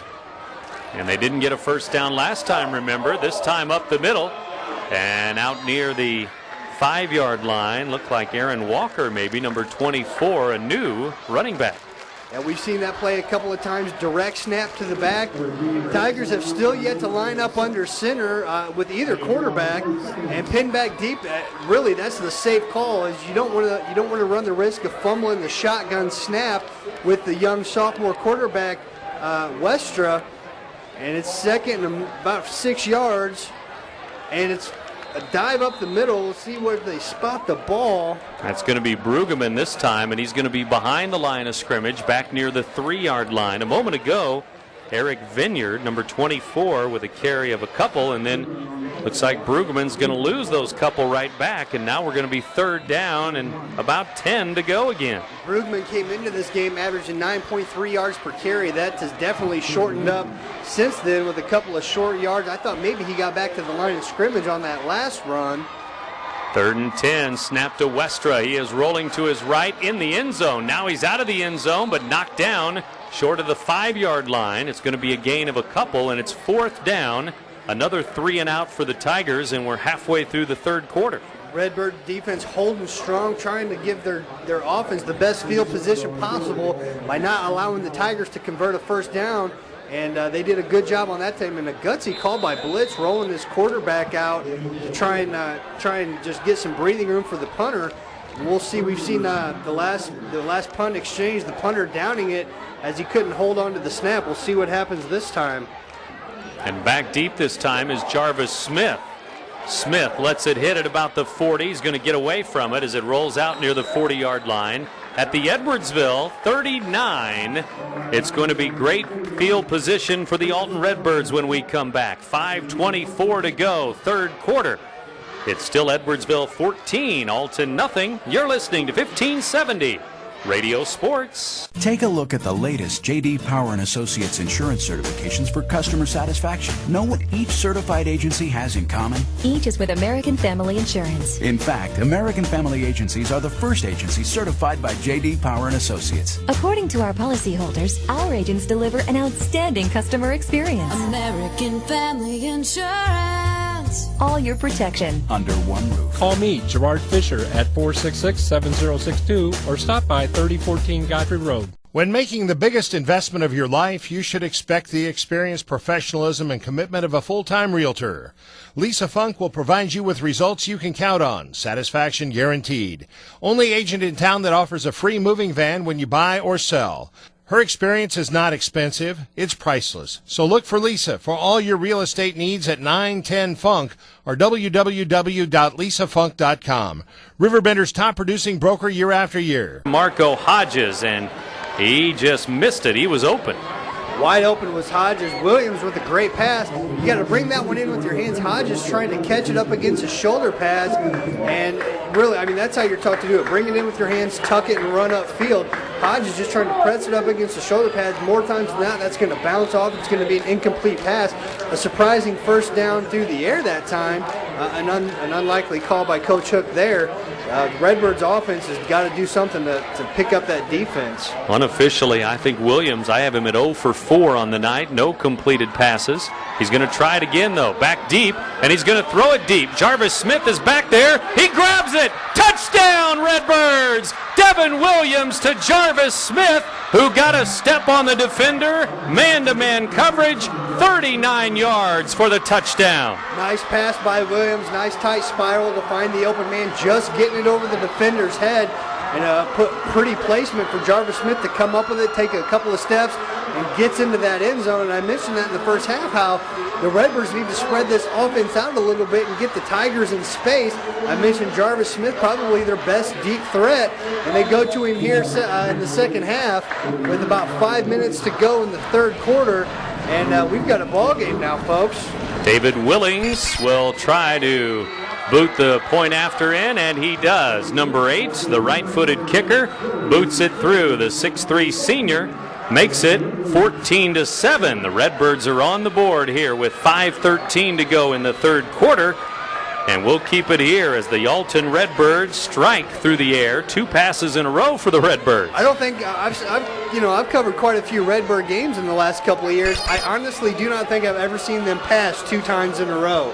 And a great pass, as I mentioned, by Devin Williams, getting open under a little bit of pressure there as he was releasing the ball. But Jarvis Smith, with that one-on-one coverage, he's got a big frame, about 6'1", 6'2", 180 or 90 pounds, and he's going to be able to go up and get it. But a great ball placement by Williams, really almost hit Smith in stride.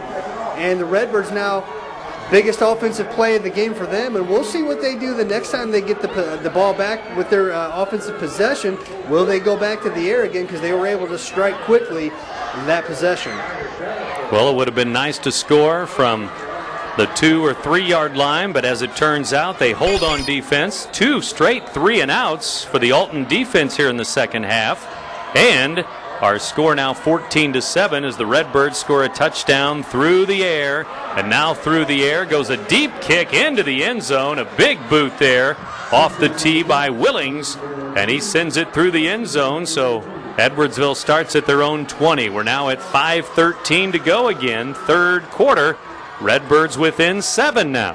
Yeah, Redbirds, despite all the turnovers in the first half, were able to keep the game close, only down 14-0 at halftime. And the defenses came out, as you mentioned, Brent, held the Tigers to 3-and-out 2 times in a row now. And that big touchdown between Williams and Smith hooking up has got to really motivate this defense to get the ball back for their offense so they can try and tie this ball game up. We'll see if the defense can keep it up. From their own 20, it's a snap to Vineyard. He hands the ball off, and here to the near side, a couple of yards to the 23 before he's knocked down by some Redbirds, including Llewellyn and Smith and also number 40, Kyle Bradshaw, all in on that tackle as they gang tackle the ball carrier Brueggemann. Brueggemann really has that breakaway speed. Once he gets into open space, he's got the speed to take it the distance. The Redbirds know that, and they're trying to force another 3 and out by the Tigers here.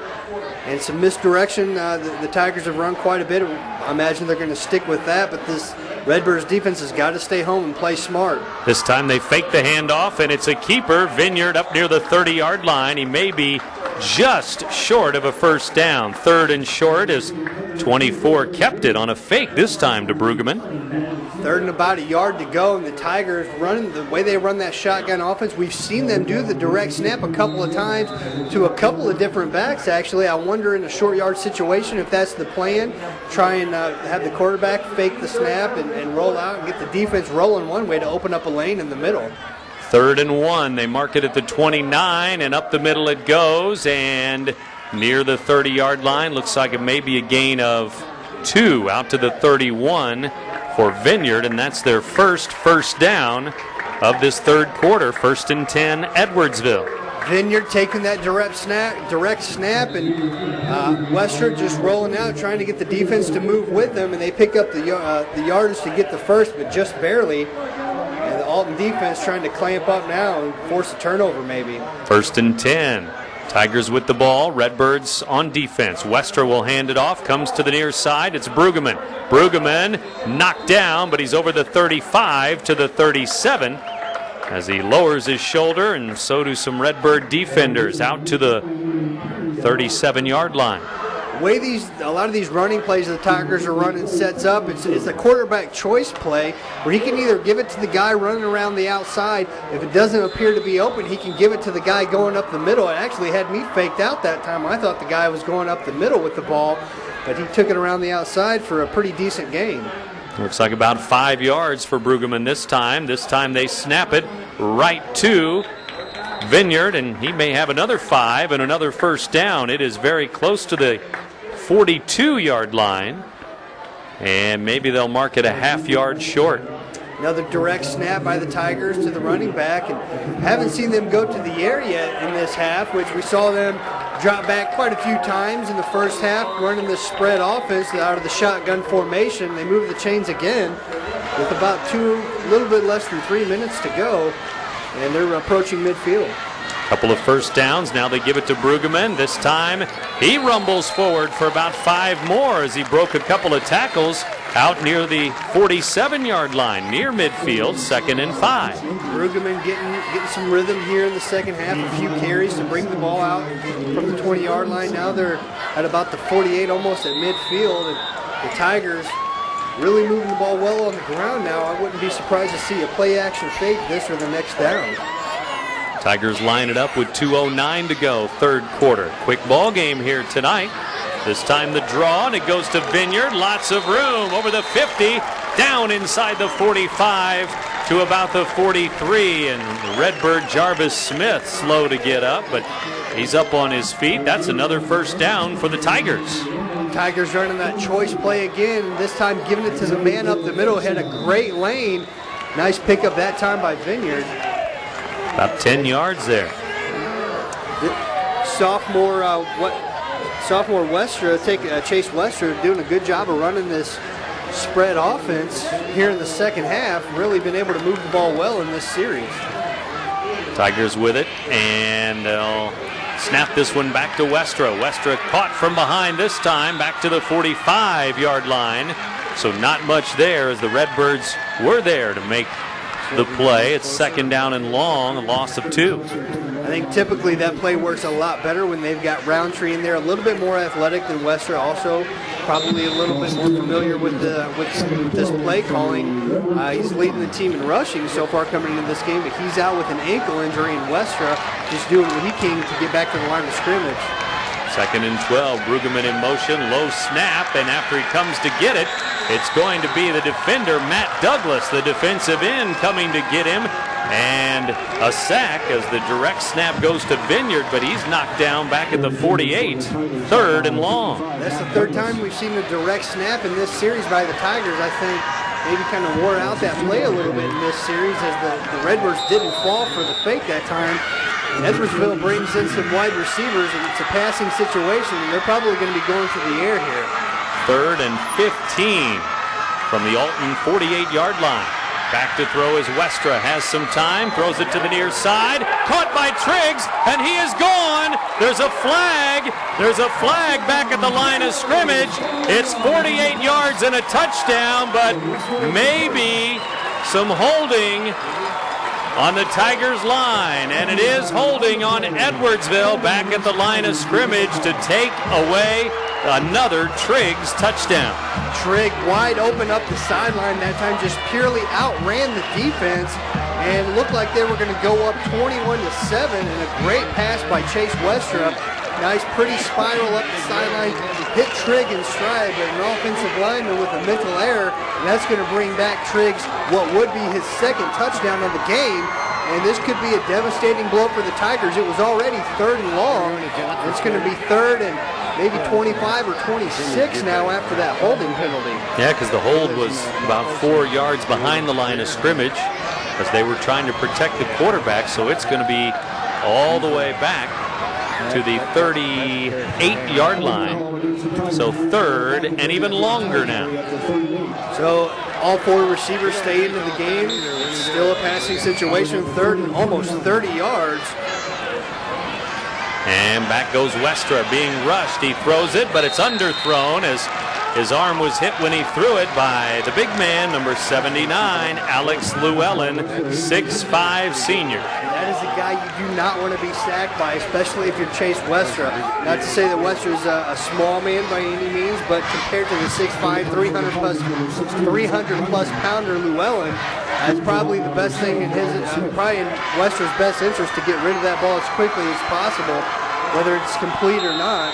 He does not want to be trapped underneath number big 79.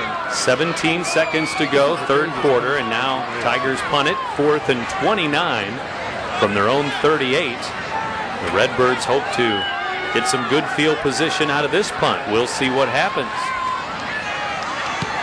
It's a low line drive, and Jarvis Smith will let it roll.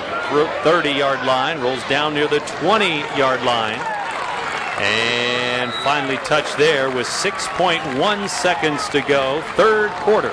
Very nice punt that time by the Tigers. We're back up quarterback Munchin, who had a good, decent punt on it, good air, and then it just rolled and rolled for about another 15, maybe 18 yards. And it's a long field now for the Redbirds. And think they go back to the air here? Maybe not at your own 20, but we'll see how things shape up. Their own 21-yard line, 1st and 10. Each team with 3 possessions here in the second half, and the Redbirds have the only points here in the second half on that Devin Williams touchdown to Jarvis Smith. Now Williams will pitch it, comes to the near side. Jones trying to turn the corner.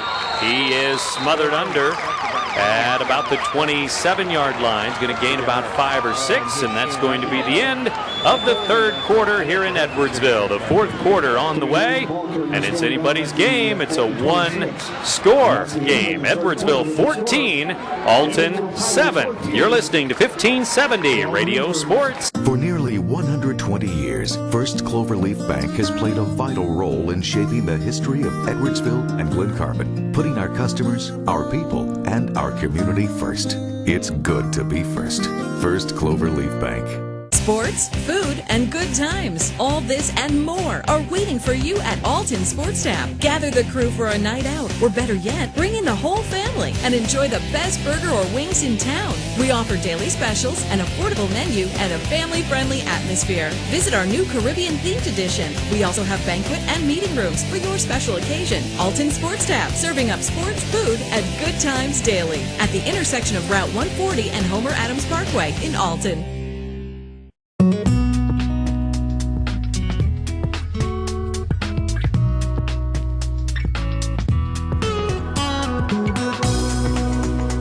It's good to be first. First Cloverleaf Bank. The only forced turnover was the interception by Triplett, and that was merely just an overthrown pass by Bunchen. And so, good mental play here by both teams. And Redbirds got lucky with the fourth down punter downing the ball, giving them a good chance to score. Well, the Redbirds from their own 26 start the fourth quarter, 2nd and 5. Williams out, and he will run the option and run the pitch. And he is smothered under. That's Hodges, hit by Grable, Nick Grable, number 11. I gotta say, I like the play call that time, running the option by the Redbirds. Just great coverage by the defense. So we talked about the speed that they have, a little bit undersized compared to the linemen that Alton are bringing in here tonight. But they are able to attack and flock to the ball, and that time they're not really fooled by the option. They were 3 or 4 guys on the outside, almost waiting for Jones to receive the pitch. Well, again, we thank you for tuning in tonight. WBGZ Alton, RiverBender.com. Maybe you're joining us on the web, on the internet. Devin Williams back to throw. 3rd down and 5. Now he scrambles and moves up the field right into the arms of Grable at the 27-yard line. A gain of a couple, but it's 4th down with 11 minutes to go in the game. The Redbirds had Jarvis Smith in at wide out again on the far side as he was streaking up the hash mark there, and the Edwardsville Tigers not fooled on that play as Smith really was, not everyone, but a lot of people back there keeping an eye on him. They couldn't get the pass off. Williams trying to pick up the first down on the ground, just couldn't get those chains moved. So now it's a punt for Drew Yale and the Alton Redbirds. 4th and 4 from their own 27-yard line. Now we have officials timeout here. Timeout Edwardsville. They may have too many or not enough out there on special teams, so they have to burn a timeout on 4th and 4. 10:33 to go. 4th quarter. The Tigers 14, the Redbirds 7. You're listening to 1570 Radio Sports. Riverbend Chiropractic Center, the office of Dr. Stephanie Monroe, is a family wellness clinic that is conveniently located in Godfrey. Dr. Stephanie, a licensed doctor of chiropractic, is dedicated to caring for infants, children, and adults. She specializes in pediatric care, which is especially important this time of year with all the stress of backpacks and extracurricular activities like football, soccer, cheerleading, and other sports. Evening and weekend appointments are available. Please call 618-467-2744 for further information or questions. St. Anthony's Health Center, located in Alton, is serving the Riverbend area with quality patient care and comfort through comprehensive outpatient rehabilitative therapy services, advanced diagnostic technology, and emergency services, while also providing community education classes that benefit those of all ages. All brought to you by St. Anthony's Health Center's dedicated and caring health professionals. 4th quarter, Edwardsville using a timeout here on special teams as they get set to return a punt. Alton at 4th and 4. Redbirds trailing the Tigers here 14-7. Early in the 4th quarter, a minute and a half into the 4th period, and Drew Yale gets ready to boot it away. Alton at their own 27-yard line. Yale ready for the snap. He has it and boots it over the 50-yard line. And there's a fumble on the return. The ball carrier picks it up. Now he fumbles it again, and the Redbirds going to jump on it. It looks like Triplett has it. Number 13 for the Redbirds at the Edwardsville 36, and here come the turnovers again. Turnovers, as you said, several in the first half, 2 by the Tigers, 4 by the Redbirds. We had none up until this point in the second half, and a botched catch on the punt that time. The return man actually able to recover himself, but on the hit, as you mentioned, the fumble, and Triplett comes up with his second turnover of the game, an interception, and now a fumble recovery, and the Redbirds are in business as they are in Tiger territory to take over after the fumble recovery with 10:19 to go. Redbirds trying to put another touchdown on the board and tie this ball game up. Jarvis Smith into the game. Now here with better field position, then you may go to the air again. Like we talked about a moment ago, they were at their own 20. 2 wide receivers into the game. Jarvis Smith comes to the near side. Maybe Kenny Jones to the far side. Shotgun for the Redbirds. Devin Williams back, has a lot of time, throws it over the middle, and it is almost picked off. Edwardsville playing in the zone defense, and Brian Reller, 43 in the coverage, and he almost picked it. Reller's got to be just looking at his hands, wondering, why did you fail me? This was a perfect opportunity for me to get an interception and really kind of secure this win for this Tiger defense. And the first time I think I've ever seen the Redbirds in the shotgun formation, Williams had the time. It just looked like he rushed the throw a little bit over the middle. I'm not even sure what his thoughts were on that, because there was no man open over the middle. And they come back to the shotgun again, so they're going to go back to the air, it looks like, possibly. Chris Mosley, number 30, the receiver on the far side. And now Williams back to throw it, throwing to Mosley, diving attempt, and he couldn't get it. Incomplete as that throw was wide right. Now it's 3rd and 10 from the 37 of Edwardsville. Williams looked like he rushed the throw a little bit that time again as he threw the pass before his man even made the cut. Usually you wait until that first foot is planted, the cut foot, and then he makes that out pattern. Williams unable to hit him as the big fullback Robinson comes into the game. Smith's still in there, probably going to line up a receiver to the near side. Again, 3rd and 10, still a passing situation for the Redbirds. Now we'll see what happens. Could be 4-down territory, and they may want to run it now twice. But it looks like Devon's going to stay in the shotgun with the big fullback to his right, Dominic Robinson. Williams back, the snap back. Long time, and there's a flag again. The throw, and Jarvis Smith couldn't get it as he tried to come back and get it. He was bumped too. No flag at that end, but there's a flag back here at the line of scrimmage, and we may have a Redbird hold now at the line. We'll see on 3rd and 10. Again, Devin Williams with good time back there. I think the shotgun formation really working out well for the Redbirds here in this series, as far as giving Williams the time to go through his progression and find an open man. On 3rd down, they bring in the big man, Dominic Robinson, who goes 245 plus as an extra pass protector. Kind of curious as to why he didn't scoot out into the flat as a safety valve.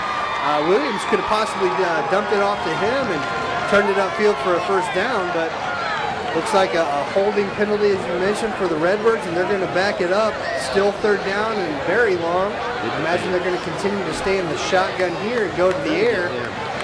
They need a touchdown very bad. 24 yards to go now for a 1st down as they mark it off. Redbirds, I think, just 3 penalties now. Their 3rd of the night is holding here early in the 4th quarter. 10:04 to go in the ball game. Redbirds at 3rd and 24 at their own 48 after the walk-off.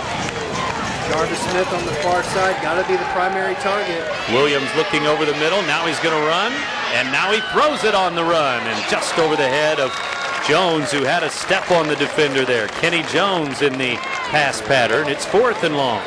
Williams throwing on the run that time. A nice ball, a tight spiral, just overthrows his wide open man, Kenny Jones, who, had he made the reception, would not have had the 1st down, but had some room to run, could have possibly picked it up if he was able to reel it in.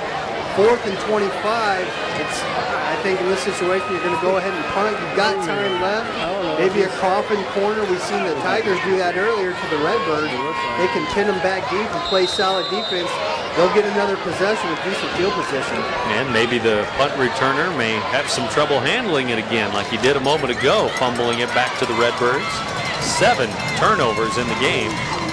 3 on Edwardsville now. 4 first-half turnovers on the Redbirds. And Yale tries to boot it deep, and he does. As the return man grabs it inside his own 10-yard line. Triplett is there, and he's going to get some help from the Redbirds too, and he's still inside the 10 at his own 9-yard line, and good coverage there for the red and gray. Again, we mentioned Triplett's name. Great coverage on the punt team that time. I think the punt returner for Edwardsville, one thing he made a mistake on, he caught the ball with his back to the rest of the team, to the rest of the field. His coverage team, he had no idea where a running lane was. By the time he reeled the ball in, he's turning around and there's a few Redbirds right in his face, and he had nowhere to go. So Redbirds do what they wanted to do on the punt coverage and pin the Tigers back deep. They've got a man down on the field. Might be 20. DeMarco Hodges down at about the point of the tackle at about the 5 or 10 yard line down there. 9:44 to go. still plenty of time here as we go back and forth in a 14-7 ball game. Tigers led 14-0 at halftime. Redbirds scoring a touchdown in the third quarter on a Williams to Jarvis Smith touchdown pass, 39 yards. So we've had one touchdown in each of the first 3 quarters and no scoring yet here in the fourth.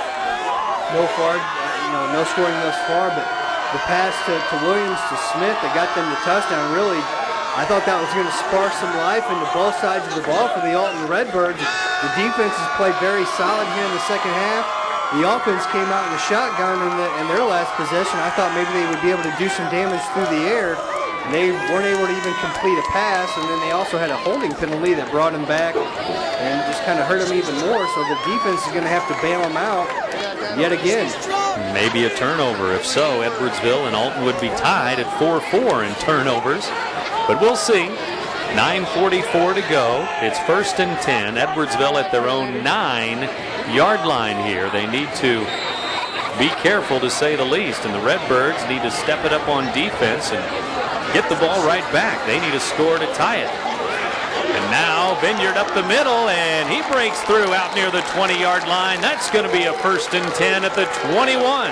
Huge hole in the middle there for Vineyard to run through on that draw play. Good job by Wester getting him the ball quick enough to where he could hit that hole before it closed once he got to the second level. It looked like he was going to break it to go all the way, but good tackling by the Redbirds secondary to bring him down, and Alton has another man down. And I can't tell who that is, what number he's wearing, but he's rolling around, fell on his stomach. I think it was Triplett. That's not good. Triplett's been able to come up with some big plays for the Redbirds. The interception, the fumble recovery on the botched punt by the Tigers earlier on in the third quarter. It's Triplett. He's a big playmaker for them on defense. Yeah, number 13, slow to get up, but he's going to jog off. Maybe just the wind knocked out of him there as Andy, the trainer, takes a look at him, and we'll take a look at him on the sidelines too for Alton High. And 9:38 to go, and it's 1st and 10 for the Tigers as they now have the ball at their own 21-yard line after that long run. Now they're going to sweep it to Brueggemann. Brueggemann coming out to the near side and out near the 30 before he's knocked down to the ground, and to the Tigers sideline he goes. Redbirds defense just looked like they didn't know where to commit that time. You've got Westra running this choice offense in the backfield there. He's got the option to give it to the fullback, to the tailback. He can keep it himself and run it around the outside if he wants to. And the Redbird defense just looking a little confused on a couple plays in a row here. And the Tigers are starting to move the ball. And the Redbirds defense has got to find a way to put a stop to them. Yeah, they got out of a hole. They were at their own 9-yard line, but 2 carries, double digits, 12 yards and 10 yards, and now Vineyard dives over right tackle out to the 35, so he'll gain 3 before he's knocked down, and Brendan Drake and the rest of the Redbirds taking care of that tackle. Imagine the Tigers are going to just continue to pound the ball on the ground here, use their misdirection choice plays, and see if they can't break a big one to give themselves a little breathing room on the scoreboard. The Redbird defenders just need to find a way. They got to stay at home. They don't want to commit to a misdirection play and just do their assignments and try and find a way to stop this Tiger offense. 2nd down and 7. Wester will hand it off. It's a draw again, and this time Vineyard knocked down out near the 40-yard line, maybe the 39. It's going to be 3rd and about 2.5, 3 yards to go for a 1st down. Most surprising, we really haven't seen the Tigers go to the air that much here in the second half. Wester has dropped back just once or twice. We saw him go to the air quite a few times in the first half for a sophomore quarterback. And 3rd and short, I imagine another running situation here as they've got a double tight situation on the offense. One wing back, number 22, Brueggemann. And they'll hand it to Brueggemann, coming to the near side, breaks a tackle, 1st down, over the 50, now to the 45, down to the 44 of Alton. Nice run there by Brueggemann around the outside. The guy's got good speed, kept his legs moving on that play, and was unable to, the Redbirds unable to bring him down at first contact, and he takes a couple of guys with him downfield and gets enough for the 1st down, and then some, crosses midfield to the Tigers. And they are in Redbird territory now with just under 8 minutes to go. The Tigers just looking to stay with that ground game, pound the Redbird defense, wind the clock down, and not give the offense or the Redbirds a chance to put in more points on the board. Edwardsville, not much offense in terms of numbers, maybe about 150 yards of total offense, and a lot of that's come right here. Now they hand it off to him again, and he has met hard at the 40-yard line. Vineyard again, this time hit hard, and Stephen Barton, one of those Redbirds that knocked him down. Barton hit Brueggemann so hard he actually left his feet. Brueggemann not shying away from the contact, but maybe he should think about it. Too many pops like that, and he's going to be coming out of the game for a quick breather. But he's running the ball very hard each time he gets a carry. 2nd down and 6. They need to get to the 34 for a first down, and we're down to 7:07 to go in the game. And Westra looks at the sidelines, and 2nd down and 6. They'll hand the ball off. No, Westra will keep it, and he is knocked down, and that's going to be a sack. A yard behind the line of scrimmage, the defensive end, Matt Douglas, there to wrap him up. We've seen Chase Westra on these quarterback keepers around the outside a handful of times in this game. Only the second time we've seen it here in the second half, but I just don't know if he's got the speed to get to that outside and turn the corner. Each time he's getting brought down behind the line of scrimmage. And the Redbird defense in the 3rd down situation, be prepared for a pass by Chase Westra here. Play clock at 10 seconds to go. That 25-second clock ticking down, and the game clock at 6:15. There's a bobble on the snap again, and the Redbirds may have picked it up. Shotgun, there's Jarvis Smith out of there with it, and each team now has 4 turnovers on the night. Tigers offense not very efficient here in the second half. All the turnovers, or most of the turnovers, coming off Alton's offense in the first half. This half, it's all Tigers, giving the Redbirds every opportunity to get back in this game. And Jarvis Smith trying to make a candidate for player of the game here after he has a touchdown reception and now a fumble recovery. Now some big games by a lot of Redbirds tonight. Triplet and everybody turning it around here tonight after what turned out really a disastrous start. But it's 14-7 now. Yeah, I expected coming into this game to call Kenny Jones' name a lot and see him get some yardage on the ground, but the running game has really struggled as they're in a passing formation on the Redbirds. Although Jones will get the pitch and see if he can get some blocking out there. He turns the corner, and he's thrown out of bounds at about the 47-yard line. Going to gain 6 yards as they go for the sweep at the big side of the field there to the far side. The sweep formation, I mentioned the Redbirds in the passing formations. They had 4 wide receivers out there and spread the defense out. They pitch it to Jones around the right side, able to get him into some space. And that's his longest run of the night unofficially. It is 6 yards. Right in that angle. 10 carries, 24 yards unofficially. 6 minutes to go on the nose here in the 4th quarter. Jarvis Smith is in at the tight end position on the near side. 2nd down and 4. Jones will not get it this time. Williams looking. Now he's going to go down. Someone may have grabbed his face mask, though, on the way down. And it is a face mask penalty on the Tigers on the sack of Devin Williams. That's just such a bad play by the Tiger defense there. They had the quarterback under pressure. He wasn't going to be able to escape the defense. Just not a smart play to grab at his face mask. I know it's unintentional, but it does give the Redbirds a first down and just moves those chains. Maybe it won't give them a first down. Do they have the 5-yard face mask in? It is 5 to the 45-yard line. They need 6 to go for a first down, so 2nd down and 6, they'll do it over. So a little help from the Tigers defense that time with the 5-yard face masking.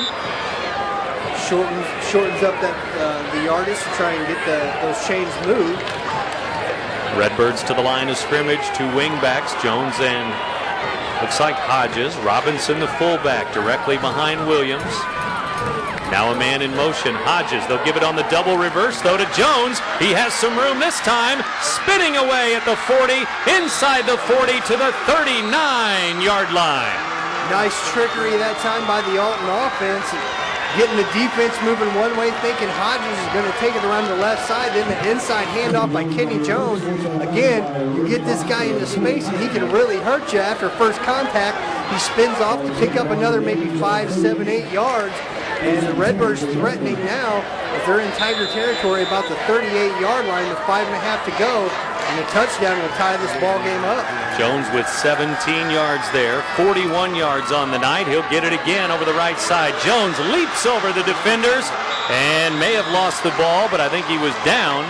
And he's down inside the 35 near the 32-yard line. Kenny Jones lucky he didn't lose possession of the ball that time and turn the ball over to the Tigers again.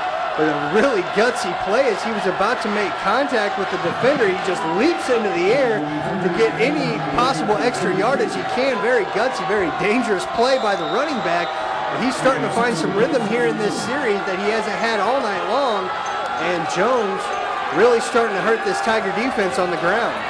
About 5 yards, making it 2nd and 5. He'll get it again, over the right side again. First down, and he breaks free. He may go. The 10, the 5, touchdown. 32 yards for Kenny Jones. His 7th touchdown of the year. Makes it 14-13, and the Redbirds will go for the tie. One of the area's better running backs that we've seen this season. Jones has been shut down this entire game until this series. He busts out a nice yard on a pitch play. Then he gets a sweep around the right side and busts out a 16 or 17-yard run. Great run on that play as he made a cutback after he got to the second level and just left the defense behind. And the Redbirds are going to try and tie this up with an extra point here. But what a second half their offense has had. David Willings will try to tie it up, the kicker. The hold is down. The kick is end over end, and it is good with 4:41 to go. And remember, it all started with the shotgun fumbled snap by Edwardsville back here in midfield. Yeah, it pinned them back into their deep into their territory. 3 and out by them, giving the Redbirds good offensive field position. And really, the Alton offense has been completely anemic. What was completely anemic in the first half is really starting to open things up a little bit here in the second half. Started off with the big play from Devin Williams to Jarvis Smith, a 39-yard touchdown pass. And really in this series, the Alton Redbirds have looked like the Alton Redbirds, unlike they have in previous series. They've been able to get some running lanes open for Kenny Jones. He's exploded here in the last couple of minutes of this game. And the Alton Redbirds going to be playing with a lot of confidence in this last 4:41. The defense has shut the Tiger offense down. A few 3 and outs and a few turnovers forced by the Redbird defense. So they're playing with a lot of confidence, and they're going to try and get the Redbirds the ball back before the game ends. Redbirds will kick it off. How many times have we seen it in prep sports? It's the tale of two halves. Edwardsville, 14 points in the first half. Alton, 14 points in the second half. 14-14, 4:41 to go, fourth quarter. I'm interested to hear what Joe Hook said to these guys at halftime that got them so motivated. Here we go with a Redbird kickoff. They tee it up at their own 40, and Willings boots it deep again. A high kick and lands at about the 10. The return man up the middle, and he breaks free, and he's out over the 40 to the 41-yard line. This time a 31-yard return. Nice return that time by the Tigers, and they're approaching midfield at about, as you mentioned, the 40-yard line. They weren't afraid to go to the air in the first half. There was one interception by Bunchen, the backup quarterback, to Triplet, but I imagine they're going to maybe try to go to the air here and get a couple of big chunks of yards out of the way and see if they can't maintain possession and score before this game is over. 4.5 minutes to go in the game, and we're tied. Westra hands the ball off, comes to the near side. Brueggemann cuts it back. He's chopped down at about the 49-yard line. Going to gain about 8, though. 2nd down and 2 on that long carry. A couple yards shy of the first down by Brueggemann there, but a great job of using his blockers downfield. He comes around the right side and not trying to outrun his blockers. He stays behind them, uses a cutback lane, pick up an extra yard or 2 there at the end. And he's been the story for the running game in the offense for the Tigers this half. Under 4 minutes to go. 2nd down and 2. This time they'll fake it, and Westra is back. He's in trouble now. He'll be sacked. It's Triplet. First man there did not get him for the Redbirds, but number 13 did as the Redbirds were coming through on the blitz. First man there was Kyle Bradshaw, the outside linebacker, but then Triplett got him down. Triplett really has been outstanding on the defense for the Redbirds in this game. A pick, a fumble recovery, an interception. I said that already, a sack I meant. And with 3.5 to go, the Redbirds know this is a passing situation with four wide receivers in the game for Edwardsville. And we'll see what happens on 3rd and 8. Tigers with 2 receivers left, 2 receivers white. They spread the floor out, or spread the field out. Long pass goes to Triggs, just overthrown as he had maybe a step on Chris Mosley over there. It's a little bit overthrown there by Chase Wester, the sophomore quarterback. Maybe a little nerve back in that pocket. A game on the line here with a tie ball game. He converts that first down and moves the chains. The Tigers are in good position.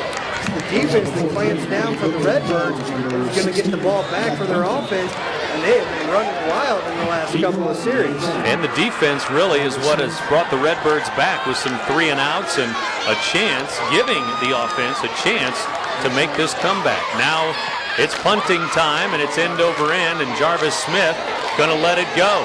And he lets it go inside the 20, rolls down inside the 10, down to the 5-yard line with 2:54 to go. Back in a moment. It's 14-14 Tigers and Redbirds. You're listening to 1570 Radio Sports. Toyota has more cars with an EPA highway estimate over 30 miles per gallon than any other car company on the road today. Camry, Matrix, Corolla, Yaris, Solara, and Prius. So no matter how high gas prices get, you can keep moving forward.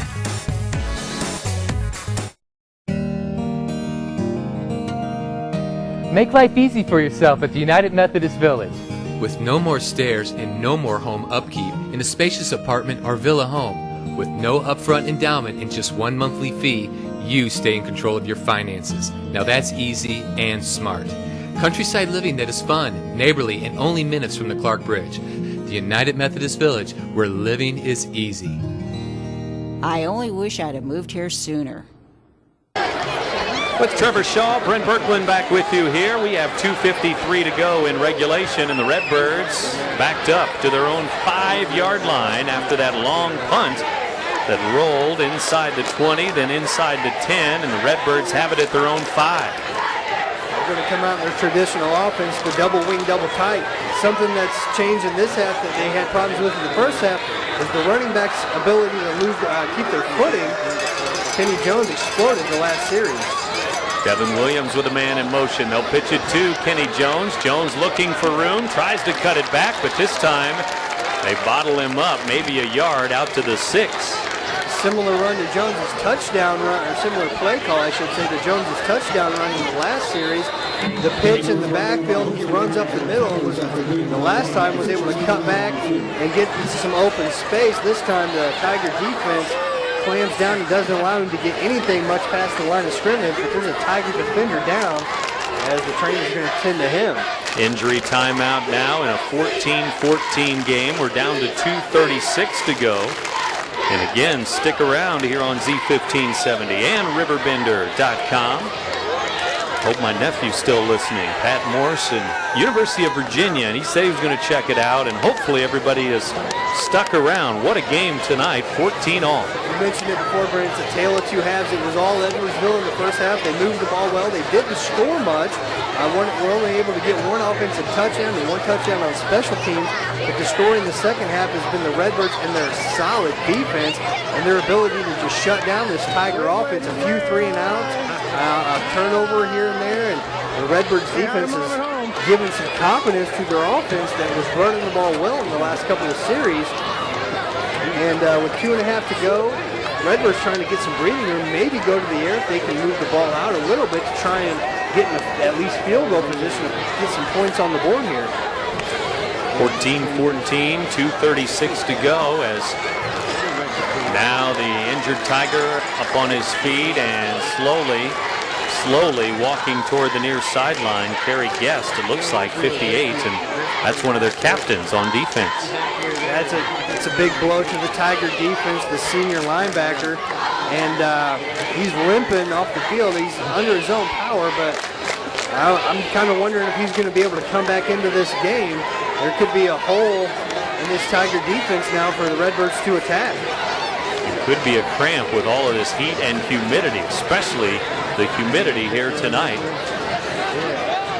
Dehydration problems and those kinds of things. It's 2:36 to go in the game in regulation.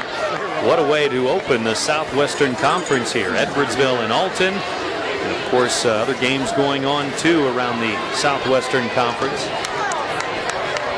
including O'Fallon and East St. Louis. Belleville East in action, Belleville West, and the conference season underway tonight. Redbirds with the football, 2nd and 9 as they start the clock after the injury. And they're going to let the play clock run down and try and kill some clock here and move the football. 2nd and 9 from their own 6-yard line. This time they fake it to Jones, and they'll give it instead to Hodges. He breaks a tackle, and he's out over the 10 to maybe the 11, about 5 yards there. It's 3rd down. Llewellyn came around the left side and had a hole and got turned around. Had he been able to keep his feet and move it forward, he could have possibly paved the way for Hodges a few more yards downfield to pick up the 1st down. But now 3rd and manageable for the Redbirds. They can go to the ground and pick up a 1st down here and keep that clock moving. Wondering why they're taking their time, though. They only got about a minute and a half to go in this game. I don't think they want to give Edwardsville any time on the clock in case they don't get a 1st down. They're going to pitch it to Jones outside, turns the corner, makes a couple of moves over the 15, and close to a 1st down at the 16-yard line. See what kind of spot the referees give Jones. It looked like from here he got the 1st down, and the chain gang on the move, so it is a 1st down with a minute 27 to go, and the Redbirds have a long field ahead of them, but they can break a big play here and get some points on the board. They could steal one here at Edwardsville. Well, they got all 3 of their timeouts left. Edwardsville with still 2 timeouts remaining, I believe. 1:17 to go. Clock ticking down with Devin Williams under center. Williams puts a man in motion, and this time they'll hand it off. 1st man through, and it's maybe the big fullback Robinson out to the 20-yard line, a gain of about 4 yards. Now we saw Robinson carry the ball several times in the 1st half, particularly early on. I believe that's his 1st touch of the 2nd half. And not that he's been a break loose with his speed, but he can definitely wear that defense down with his size. Maybe soften up the middle a little bit, and maybe the Redbirds can fake something to the middle to him and get something around the outside with the speed of Hodges or Jones. 34 seconds to go in regulation. It looks like the Redbirds are settling for overtime here on the road, and that's not such a bad thing. Outside, it's Hodges. He breaks to the outside, but he is caught there by number 6, Max Anderson. Anderson grabbed him at the 20-yard line, and that may be the last play of regulation. So overtime here at the Edwardsville Sports Complex. Tigers and Redbirds tied up at 14 apiece. What a 2nd half it's been for the Redbirds and their defense that has really just got them back into this game. Timeout Alton with 2.1 seconds to go, and I'm not sure if maybe they just want to throw a last-second Hail Mary and see what happens. I'm not sure what's going to happen here. Well, the Redbirds came out in shotgun a couple series ago, and Williams had a decent amount of time to get rid of the ball. Wasn't able to find anyone through the air, but I mean, it doesn't hurt as long as he doesn't take a sack in the end zone to give the Tigers 2 points. They've got enough breathing room. He can drop back and just throw one up. As long as it's not picked off for a touchdown, they would be okay. Worst thing that can happen is it is picked off, and obviously the worst thing that can happen is they pick it off and run it back, but they don't want that. But interception, and they bring them down. They just go to overtime and see what they can do there. 2 costly turnovers here in the 4th quarter on the Edwardsville Tigers. One on a punt return attempt. Triplett was the man who grabbed the fumble. The other fumble recovered by Jarvis Smith. That was on a shotgun play, and After that, it was about 55 yards, the drive for the touchdown, and that tied the game up. That was with 4:41 to go in the fourth quarter as Jones scored from 32 yards out. Willings' point after made it a tie game at 14, and now after the timeout, double wing, double tight. They're still going to tighten it up, and Williams back, hands the ball off. It goes to Jones. Jones breaks into the clear at the 30, out to the 35, and he gained about 16 yards before he was knocked down in our last play of regulation. Yeah, the Tigers defense in the prevent that time with 3 men lined about 20, 25 yards off of the ball just in case the Redbirds would go to the air. Jones broke loose. It looked like he could maybe break something to the second level. And once he got there, it was just all Tiger defenders surrounding him, and he wasn't going to be able to advance anymore. So he just kind of started to head for it out of bounds as referees confer at midfield and see what's going to happen here for overtime. Overtime coming here in Edwardsville tonight in week number 3, and for Kenny Jones, unofficially, I have 99 yards rushing. Of course, a couple of big gainers, including the 32-yard touchdown run. Yeah, most of those yards coming in the last 4 or 5 minutes of this game. He really couldn't get much going at all in the first half, a little bit in the second half, and then in the last couple of series, he's just exploded as they went to him 3 consecutive times on that last touchdown drive. The last one, as you mentioned, resulted in a 32-yard touchdown run. And it looks like he's been able to regain his footing here in the second half. He had a lot of trouble making cuts in the first half. He was falling down. Not sure what adjustment was made, but whatever it was, it's worked. And the Redbirds can feel confident in going to Jones here in overtime. Well, overtime is coming, and boy, a lot of hearts for the Redbirds tonight, trailing at a place like Edwardsville, 14-0 at halftime, and wouldn't you know it, a touchdown pass in the third quarter, a touchdown run in the fourth quarter, and again, the defense shuts out the Tigers in the second half, and now we're tied, and now we're going into overtime, where, of course, you get the ball at the 10-yard line, you can go for a touchdown, a field goal, whatever the case may be, you have 4 downs. First points on the board wins the game, and you got to figure, even though the offense is the ones that put the points on the board here in the second half for the Redbirds, it was the defense that gave them the opportunity to do so, and the Tigers got to feel a little shell-shocked here going into overtime, having a pretty comfortable lead coming in to the second half, up 14-0, and the Redbirds with all the momentum now going into OT. Kenny Jones, we mentioned he has exploded here in the last few minutes of regulation. The Redbirds got to feel confident in going back to him in the running game. They know what he's capable of doing. They can get him into open space. He can break loose, maybe get them another touchdown or at least in field goal position. Well, let's take a break and get ready for overtime. 14-14, Alton and Edwardsville now as we go to the extra session. After this, you're listening to 1570 Radio Sports.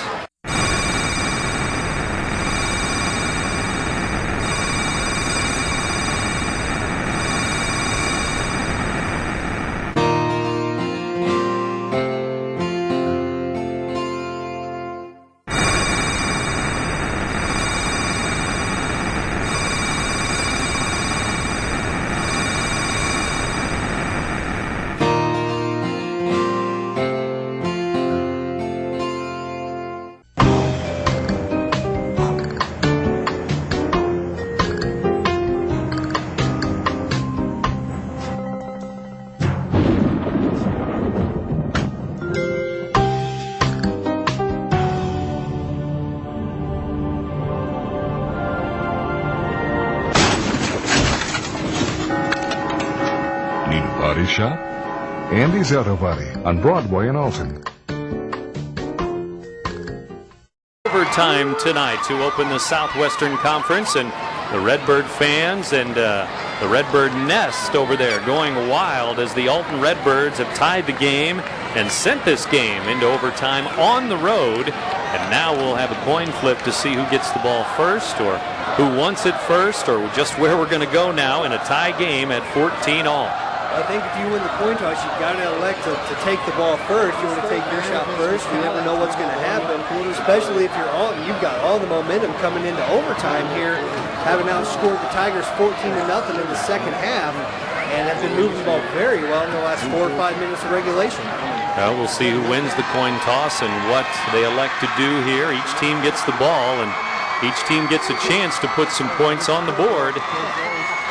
With no time running now, it's just overtime, and we'll see how it goes. This Tigers crowd is silent. We've heard them erupt all night long. Big play, on the big plays for the Tigers defense and offense. And right now they are just stunned that the Redbirds were able to come back. On the flip side of that, we've got the Alton fans on the far side that are just erupting, just being glad that they were able to get back into it. Well, it looks like Alton has won the toss, and I'm not sure. They're still discussing what's going to happen here for the overtime. And now the referee, the officials are going to switch things up, and we'll see. Alton wins the toss, and Edwardsville is going to get the football first. I think Alton wants to play defense first to see what the Tigers are going to put on the board. Then they know what they have to get to tie the game. Oh, so it's not sudden death. I was thinking it would be a sudden death like in pro football, but I guess it's like college football. Each team gets an opportunity to score. And the Redbirds with some defense, hopefully some more defense. That's what they're hoping. They figure the way their defense has been playing, they can shut this Tiger offense down. And if they can do so, come away with a field goal, they win this game. So if they hold them to 3, then Redbirds can go for 3 or go for the touchdown, which would mean the win. And first we'll have to see how the Redbirds stand up on defense from the 10-yard line. Well, we seen a kickoff earlier by the kicker from Alton. He was able to kick it out of bounds, out of the back of the end zone, so we know what kind of foot he's got. The Edwardsville place kicker missed a point after attempt on their first touchdown, so from what we've seen, it looks like the Alton Redbirds may have a bit stronger of a kicker, which may bode well for them here in overtime, depending on what the Tiger offense can do. Well, here we go. Tigers football at the 10-yard line. First down, first and goal. And a 14-14 game, and it is overtime now. Westra back in the shotgun. Man in motion is Brueggemann. Low snap. They get it to Brueggemann. Redbirds try to string it out, and then Brueggemann hog-tied and sent to the ground by the big man, Mr. L. Llewellyn rips him to the ground at the 9-yard line. I tell you what, of all the guys on that Alton Redbird defense, the last guy I want to get brought down by is number 79. He's the biggest guy on the field for either team. And man, what speed he's got for a guy his size, able to run down the line of scrimmage, chase the tailback down, wrap him up and slam him to the ground. And Brueggemann's got to be feeling it after that one. Plenty of power for the big man, and now it looks like timeout maybe for the Tigers, as they're not sure of the offensive play here on second down and goal from the 9-yard line. So we'll take another break here. More overtime coming up. Edwardsville ball. 14-14. Tigers have it. Second and goal from the 9 when we come back. You're listening to 1570 Radio Sports. When you play sports like football, injuries are going to happen. That's why more area schools count on the Human Motion Institute's sports medicine pros to keep their athletes healthy and in the game. Our certified athletic trainers are part of the team, assessing and treating injuries right on the field. And if serious injury occurs, they're backed by an expert team of Alton Memorial Hospital surgeons and therapists. The Human Motion Institute at Alton Memorial Hospital. We're part of the team.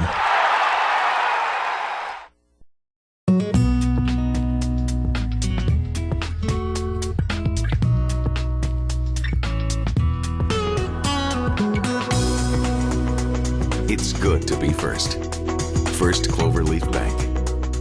Brent Berkland back with you, opening up the Southwestern Conference in prep football, and it's Edwardsville and Alton High, and we're dead even in overtime. 14-14 after regulation. That's where we stand now. It's Edwardsville ball.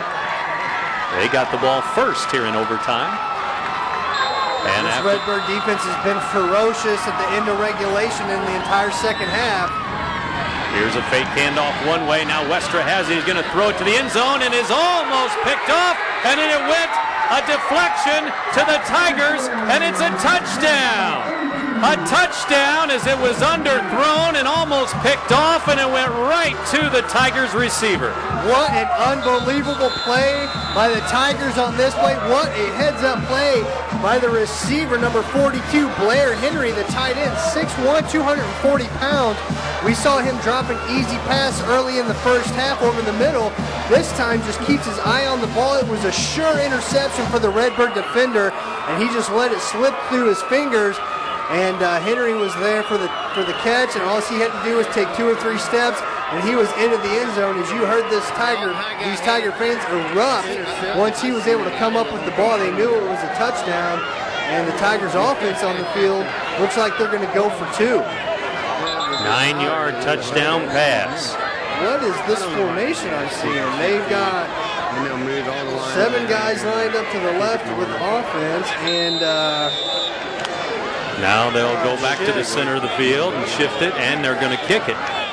The tee is out there, so they get ready to kick it. They got plenty of time on the play clock, 15 seconds. The Tigers just trying to catch the defense off guard. If they wouldn't have followed the linemen, they were going to snap it and go for 2. Big extra point, and it is up, and it is good.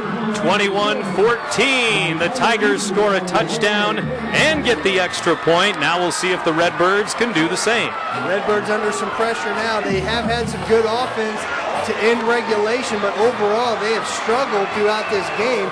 You've heard the story of the turnovers in the first half. Protection of the football is key for the Redbirds here. They do not want to turn the ball over and let this game end the way it did. What a play by the Tigers on offense. Just an interception, a sure interception for the Redbirds defense. Fell through his hands, and the Redbirds able to come up big with a touchdown. Now it's time for the offense to see if they can punch it in the end zone. You got to figure Coach Hook's going to go to Kenny Jones in this situation.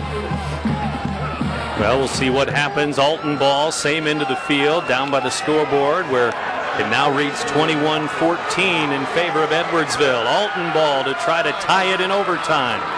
Tiger defenders taking the field as they're trying to get the fans riled up here to make some noise, to make things difficult for the Redbirds offense. Double wing, double tight. Yep. Jones the left wing back, Hodges the right wing back, Devin Williams under center. Jones in motion, he'll get the pitch, looking for a block from Hodges. He turns the corner, he's knocked out at maybe the 5-yard line, a gain of 5 for Jones. You mentioned it coming into overtime, Brent. It's a 4-down situation here for the Tigers, especially now that the Tigers have, it's a 4-down situation for the Redbirds as the Tigers have scored a touchdown. They're going to go for it on 4th down no matter what if they get there, if they get to 4th down with no time on the clock, being in overtime. And about a 5-yard pickup by Jones, so good chunky yards there. Let's see if they go back to the ground. Devin Williams under center again. Redbirds down by 7 in overtime. This time they'll fake it to Jones. Now they get it to him, and he is spun down at about the 4-yard line. 3rd and goal. Kenny Jones is, no disrespect to DeMarco Hodges, he's fantastic, but Kenny Jones is your bread and butter. He's the guy with your most offensive talent. You want to put the ball in his hands. I imagine we'll see him here again, although I wouldn't be surprised to give it to the big man up the middle, see if he can drag a few guys at least to pick up a 1st down and give the Redbirds some life. Well, we'll see what the call is on 3rd and goal from the 4. Redbirds 4 yards away from a chance to tie it with an extra point. 3rd down. Williams under center. Jones in motion again. This time they give it to the first man through, and they drive the pile into the end zone. There you go. The pile goes all the way into the end zone as he was hit at about the 5-yard line, but he gets in. Neither team wanted to give an inch here, and the Redbirds just showing that they are not afraid, and they're taking that momentum they had in the second half all the way here to overtime. Now an extra point upcoming for the Redbirds. They make this Tigers ball. Robinson, a fullback, right up the middle, and 4 yards for the touchdown. Now Willings has to boot it through to tie the game and keep it going to the 2nd overtime. The snap back, and it is blocked! It is blocked in the middle of the line, and the Tigers win it in overtime, 21-20 on the missed extra point. What a block by the Tiger defense. I couldn't even tell which man it was that got their hand up, but the defensive line with a very good push. It was a good snap, a good hold, a good kick. It was high enough, but the Tiger defender got even higher and was able to knock it out of the air. What an overtime we had here at Tiger Stadium. The Redbirds gave it everything they had. Just wasn't enough when it came time for the PAT to tie it up here in overtime, and the Tigers ecstatic with this victory. Edwardsville 21, Alton 20 in overtime. The game this has been, what a way to start your conference play for both teams. Nobody needs to feel disappointed here. Both teams have played fantastic. Well, the Redbirds now 1-2, and now they go home. They've lost 2 in a row to Cahokia and Edwardsville, and a great effort tonight after losing to Cahokia last week. And now they go home to play Belleville East on Friday night in week number 4. But what a game indeed here tonight. Both teams scoring touchdowns in overtime, and it was all Redbirds scoring in the second half. The Williams to Smith touchdown pass in the third quarter, then the Kenny Jones touchdown in the fourth quarter, and that tied it after the extra point. But then both teams scoring in overtime, but the Redbirds get that point after blocked, the extra point blocked, and that is the difference. I gotta say, watching the place kicker for the Redbirds, he had a good hold. It was a good snap. Williams got it down in time. It was just a good push by the defensive line of the Tigers, and it was able to. A player was able to get up high enough in the air to just get his hand on it, and that was literally the difference. A couple of inches, the Tigers were able to outplay the Redbirds by. Neither team with nothing to feel disappointed about. Although the Redbirds do not wanting to be in this 1-2 hole, I feel sorry for the Belleville team that comes to Alton next week. They're going to have some. They're going to have a price to pay. The Redbirds looking to take it out on somebody. Belleville East at Alton in week number 4. But tonight, the Redbirds just that close to pulling off the win in a tough place to play here in Edwardsville. In overtime again, the Tigers over the Alton Redbirds, 21-20. Thanks to our engineers tonight, Brian and Tom. Thanks to my partner, Trevor Shaw, and to everybody at RiverBender.com, too. This is Brent Birkland from Edwardsville. So long, everybody.